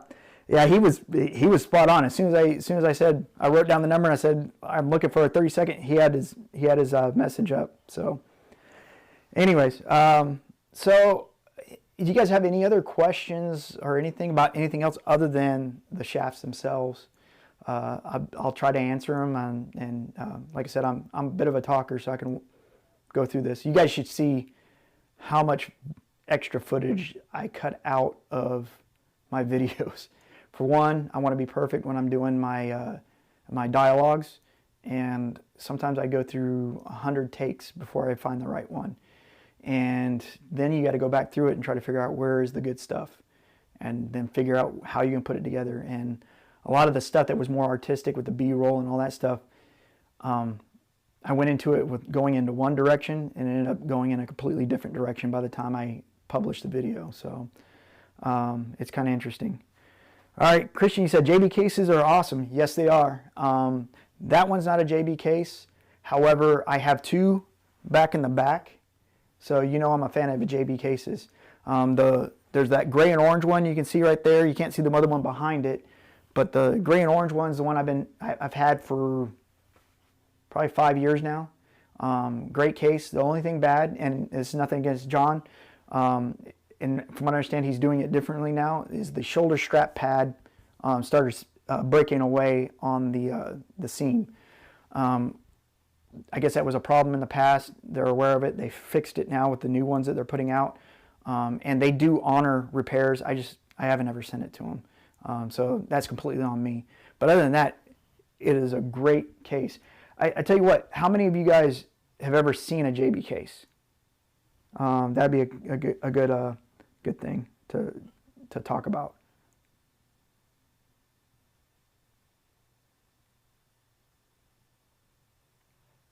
And then also this case right here is, in my opinion, right on par with JB, John Barton, and he even says it too. And actually, he just ironically just had a recent thing on his Facebook page to do like a poll and a vote on which cue maker or which cue case maker was better, him or Witten.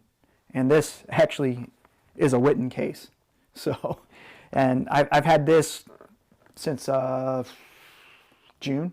So I actually had purchased it because I know they're the, I think John Barton on his website says that the Winton cases are like the Jaguars of Q cases, and his are right up there with them. There are good things about both cases, and there's bad things about both cases. I do really like my JB cases, though. The JB cases are on point, and they're more affordable than a Winton case. I'll tell you right now, Winton cases are not cheap, but I really wanted one, and I was asking him a bunch of questions, and we kind of got into it and talking about it, and I kind of felt guilty about spending so much time with him talking about cases that I didn't, and then I wasn't going to buy one. So I was thinking about it anyway, so I went ahead and did it, and that's going to be my nice case for years to come. Doesn't mean I'm not going to still use the JB cases, because like I said, those things are pretty badass. Let's see, what do we got here in comments? Okay, Christian, you're saying which is the smoothest?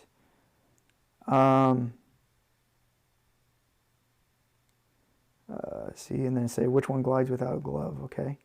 All right, so you're talking about the shafts and everything. Let me pull the shafts back out and talk about each one on the smoothness and kind of go from there. All right, so I'm just randomly grabbing one real quick. Here's the Q-Tech. The Q-Tech is really smooth. All of them are pretty smooth. This finish, though, it does tend to get a little bit glossier over time, and the Revo does as well. It's just through use. And for me, I don't need a glove with any of these. Some people, they still use a glove with them, and I think it's more out of habit, because really, in my opinion, you don't really need one. However, I mean, I'd say there was an occasion when I was over in Japan, and it was really humid out, that at some point, a glove is a little bit more beneficial, even with carbon fiber, because of the humidity. So in those cases, I'd say, yeah, that's the reason why I always carry a glove with me, is just in case. But to me, this one's really smooth and doesn't have a problem. The Predator Revo, where is it at? Here it is. Predator Revo, like I said, it's pretty much the same finish. It feels pretty much identical to the Q-Tech. I'd say if I had to be nitpicky about it, the Q-Tech's slightly smoother, but I'm being really nitpicky on that.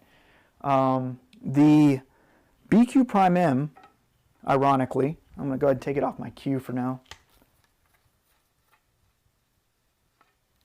The BQ Prime M is a little different. Now the BQ Prime M, it's still smooth in the hand, but you hear that? I don't know if you can hear that on the mic. But it has a little bit of a texture to it. It's very, very faint, and I tried to show that in the up-close videos on the comparison when I was doing the look and finish in the part 1 video.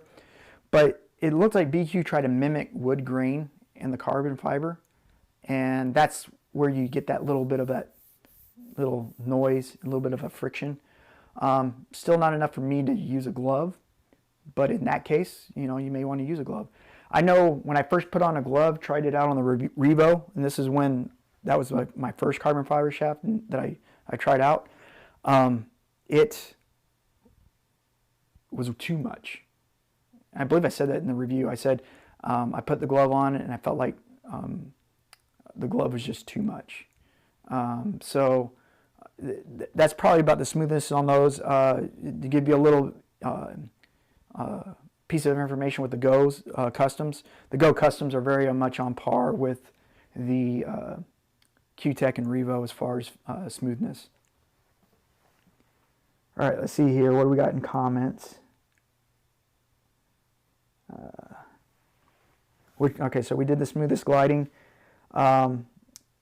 So, and to answer your question, Christian, about the gliding without a glove, kind of on par. I'd say Q-Tech and Revo are just fine without a glove. It actually feels like you have a glove on if you wanted to compare it. And other than the little bit of the friction noise of the Prime M, you can use a glove on that too, but I want to say when I tried it with a glove, it made a little bit of a noise as well. So I think that noise from that grain texturing they did is going to be prevalent either way. Let's see here.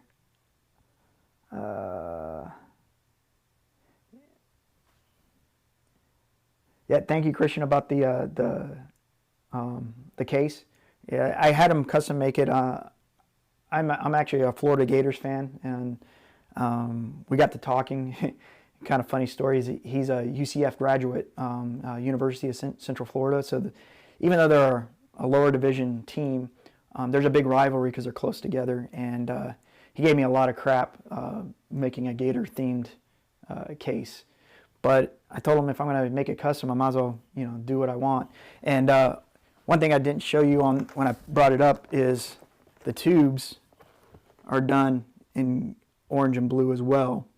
And I really like his tubes in here. They protect really well, but at the same time, if you fill up a JB case, because it's that sleeve style, things get really tight, which is good for, banging around. But even with these tubes, it's less effort because there's a defined diameter to them, but they're still protected because these are nice stiff tubes. And what you can do as well is I have my jump cue that goes in here, and obviously the jump cue is going to be smaller. For you guys, I haven't ever showed my jump cue, but this is my jump cue. It's a hand shoe. The jump cue butt is a lot smaller. Well, he has a spacer system that just you drop them in, and you can raise up the height to where it's right there easily to grab. That's pretty nice. JB's solution to it is you can buy a sock, and you slide the sock into it, and then put it in your case, and then the sock has basically an extra piece of cloth sticking up out of it, and you just grab that and pull it out. So it's not a big deal. But his spacer system I thought was pretty ingenious, and if you ever want to change it out, he gives you just a wooden dowel poker, and there's a little hole in those spacers, and you just shove it down in there, and it'll catch on and pull the spacer out. So pretty cool system with how he does that. Anyways, see right here. Oh, you're talking about the shafts? Sorry about that, Christian. The sound it does sound a little bit more abrasive, but believe it or not, it's still pretty smooth. It's not that bad. Not that bad. Let's see here. Too much slide. I'm not sure what you mean by that. When I was sliding the shaft in my hand to give the audible sound? I'm not sure. Just let me know. And then let's see here. He said you got some Gator imprinted cowhide. Okay, cool. Yeah, this actually has. I had him put black dyed Gator leather on it, obviously because it's Florida Gators. But it definitely turned out pretty nice. One case that JB started doing recently that I really like is his hybrid cases. Now, if you're not familiar with his hybrid cases, he has the rugged cases, which is what I got back there, and they're made out of a tough nylon, and they're made for wear and tear. And then he has an all leather style that he puts out, and that leather style one is obviously more expensive, but they're more, I guess, ornate. And what he ended up doing is combining the two to where most of it is a rugged style case, but your pockets and stuff have the leather on it. And I really like that style. All right, let's see here. Email sent. Okay, thanks, Ron. Later on tonight, I'll take a look at the email and get everything taken care of for you, and let you know in that email reply that, when I send it off. All right. Christian, he said they come with sleeve socks. Yep, we were just talking about that, and it's a cool system. Now, you're talking about abrasive with the glove, or slide with the glove. Okay, I'll do that real quick, and we'll see what it looks like. I got the Predator second skin right here. When I do play with a glove, this is the one I do right now. It's a decent glove, but all right. So here's the Prime M.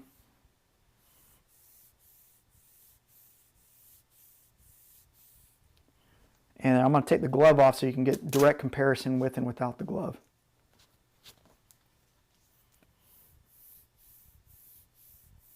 So you still got an audible noise a little bit. I think it's a little bit less with the glove, but it's still there. Now I'm going to give you a comparison with the glove on the Q-Tech. And then with the glove with the Revo, because these are pretty much the same. And actually, that one has a little bit more audible than the Q-Tech. It actually sounds almost on par with the Prime M with the glove, at least in my opinion.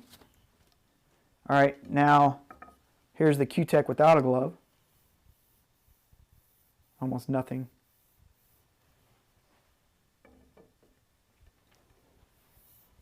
And the Revo. Revo sounds about the same with or without the glove. And you know what? I want to say I have played with the Q-Tech more than the Revo, and I do know that the finish tends to get glossier over time with both of those shafts.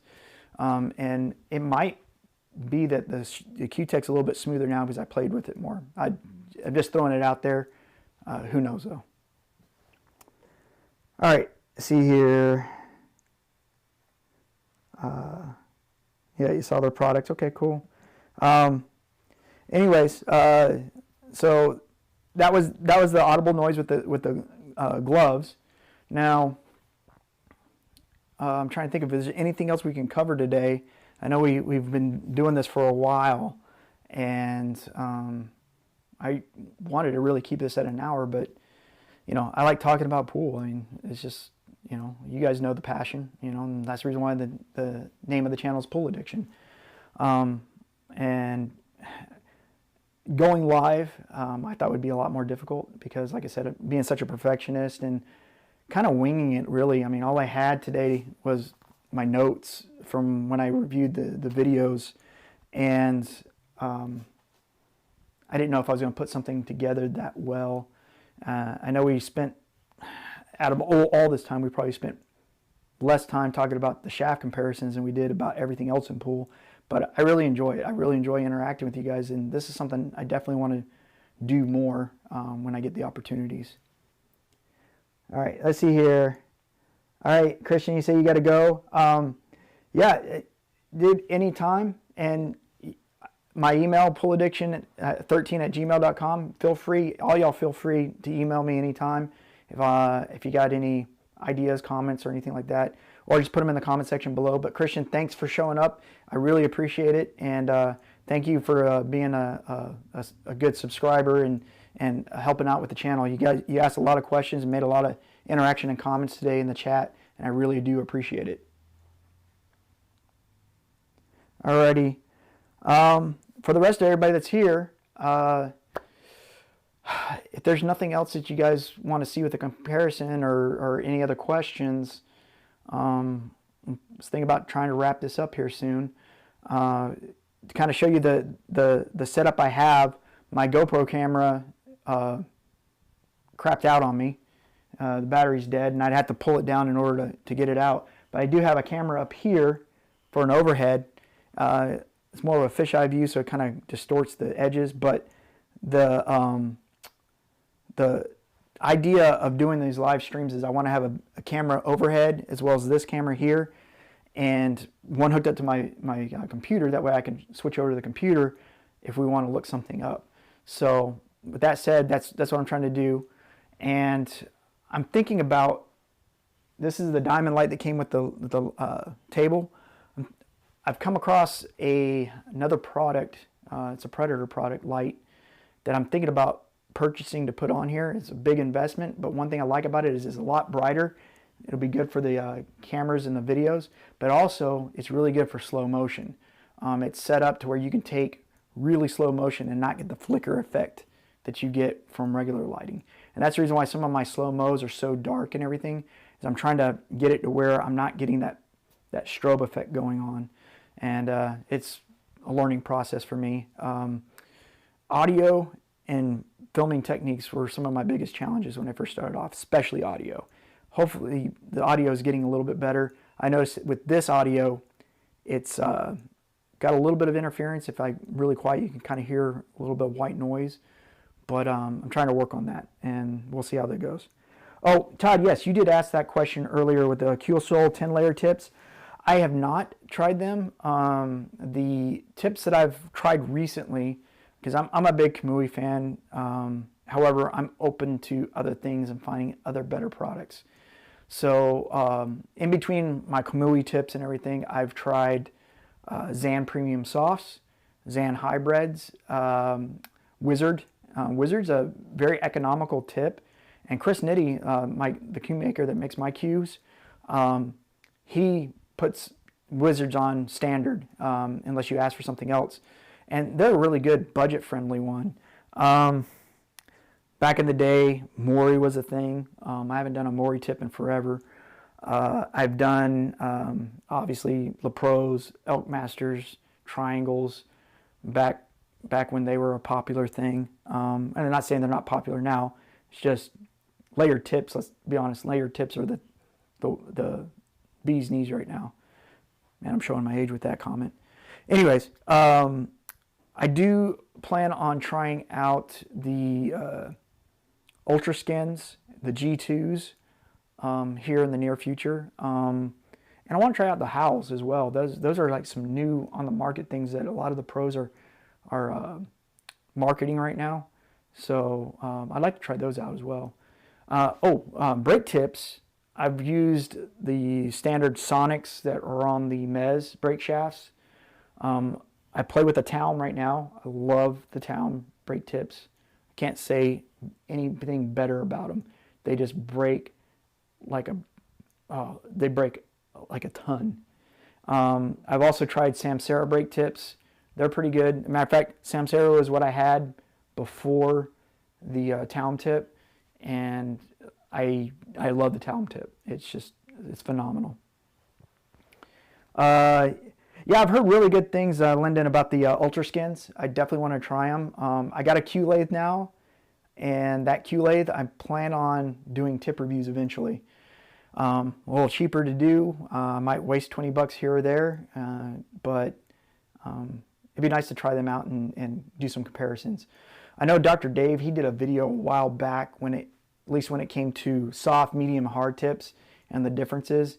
And his conclusion in his experiments were they're not that big of a difference between medium and soft, even though people prefer soft and medium. Me, I'm very finicky. If I don't play with the right type of shirt on, I get uncomfortable. So I don't know. The tips themselves, they have a little bit of a different feel when it was soft to a medium, because I first really noticed it when I went from a Kamui soft to a Kamui super soft for a short period, and I didn't think I'd notice a difference, but I did. It felt different. And then the Zan Premium softs, which are some of the softest ones on the market, you'd notice a decent amount of difference. Again, it's minor, but I mean, when you're shooting and you're trying to do a draw shot and you put the same amount of force you would when you had a Kamui soft on there, black soft, and then you have a Zan Premium soft and you put the same type of hit into it, you don't get the same results. You just don't. Jamie, you like the Ultra Skins as well. That's good. Turner, you're talking about the How tips was sold by Andy Cloth and aren't as good as the How Japanese. That's a good point. I've heard these things about the Japanese tips, that what is over in Japan is different than what it is here in the States. And I need to test that more, because when I travel a lot to Japan, and at least for now, I need to maybe grab a couple of those and then maybe grab a couple from the stateside and compare the two. That might be a good idea.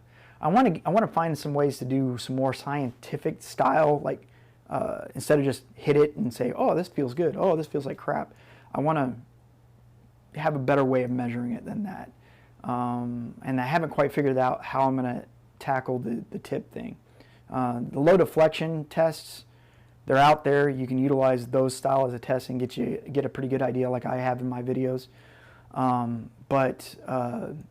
Yeah, I have to figure that out. But since I have the lathe now, I can get into more of those. Dennis, you're saying the Elk Factory, Jacksonville set up Predator. Okay. Yep.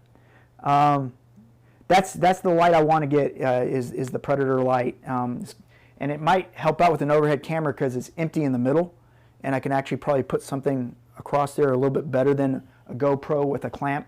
Which, by the way, if you haven't seen YouTuber Little Chris, got the idea from him, so it's not my original idea.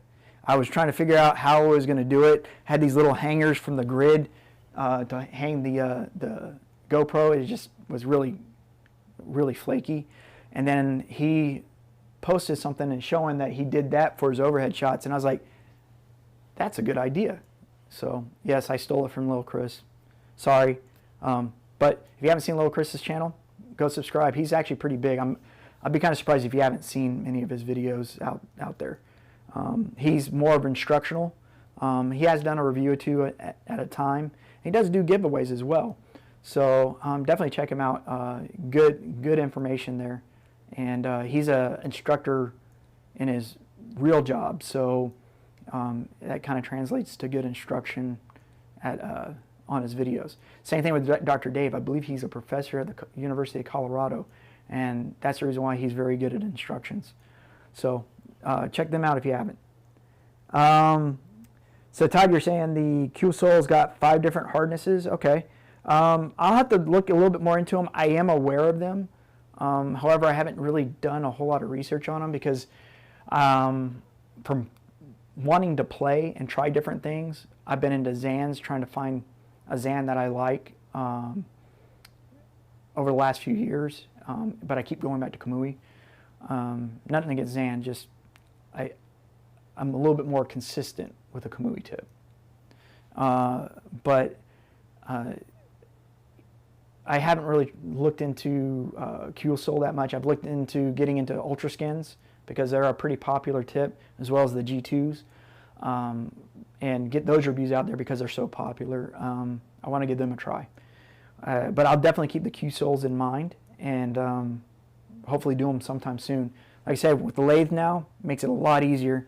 I don't have to go find somebody to go put tips on for me. Where I live, there's really only 2 places you can go that I know of. And one of them is a custom cue maker, and I usually go through him, and another one is a billiard store. And I'm not a big fan of going to them. They don't do a very good job, let's put it that way. Anyways, what else can we talk about, guys? Oh, another thing too, Dennis, you put in there talking about Andy cloth. It amazes me on everything in the States is Simonis. I mean, you do have some of the other cloths out there. You go to Japan, you go to China, it's Andy cloth. Everything that is the felt to have is Andy's cloth. And to me, I've played on some tables over there with Andy's cloth, and they're really nice. It's not bad at all.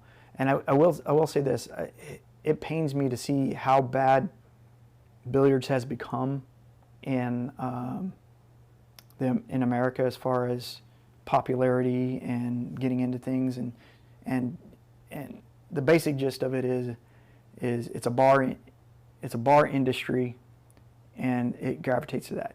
But you go to the other countries, Japan in particular, yeah, they serve alcohol, but that's not why people come to those establishments. They come there to play pool, and they take really good care of their tables. It's crazy. They clean the table after every use. They clean the balls after every use. They do an amazing maintenance job. It's so hard to find a place in the U.S. that way.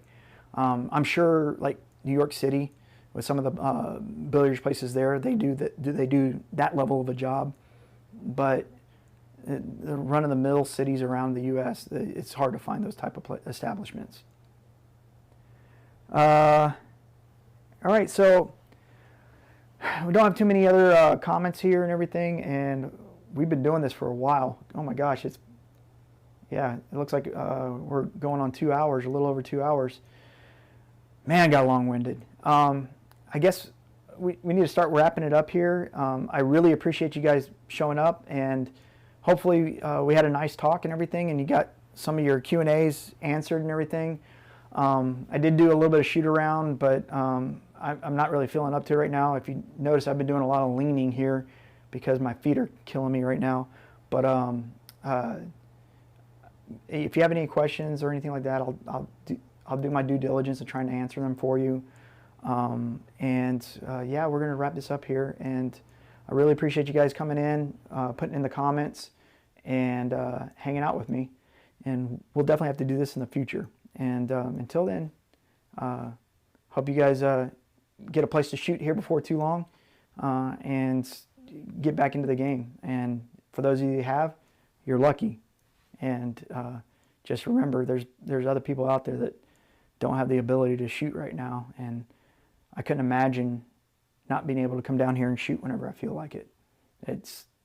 It would drive me up the wall. But anyways, thanks for watching, and I'll see you guys in the next one.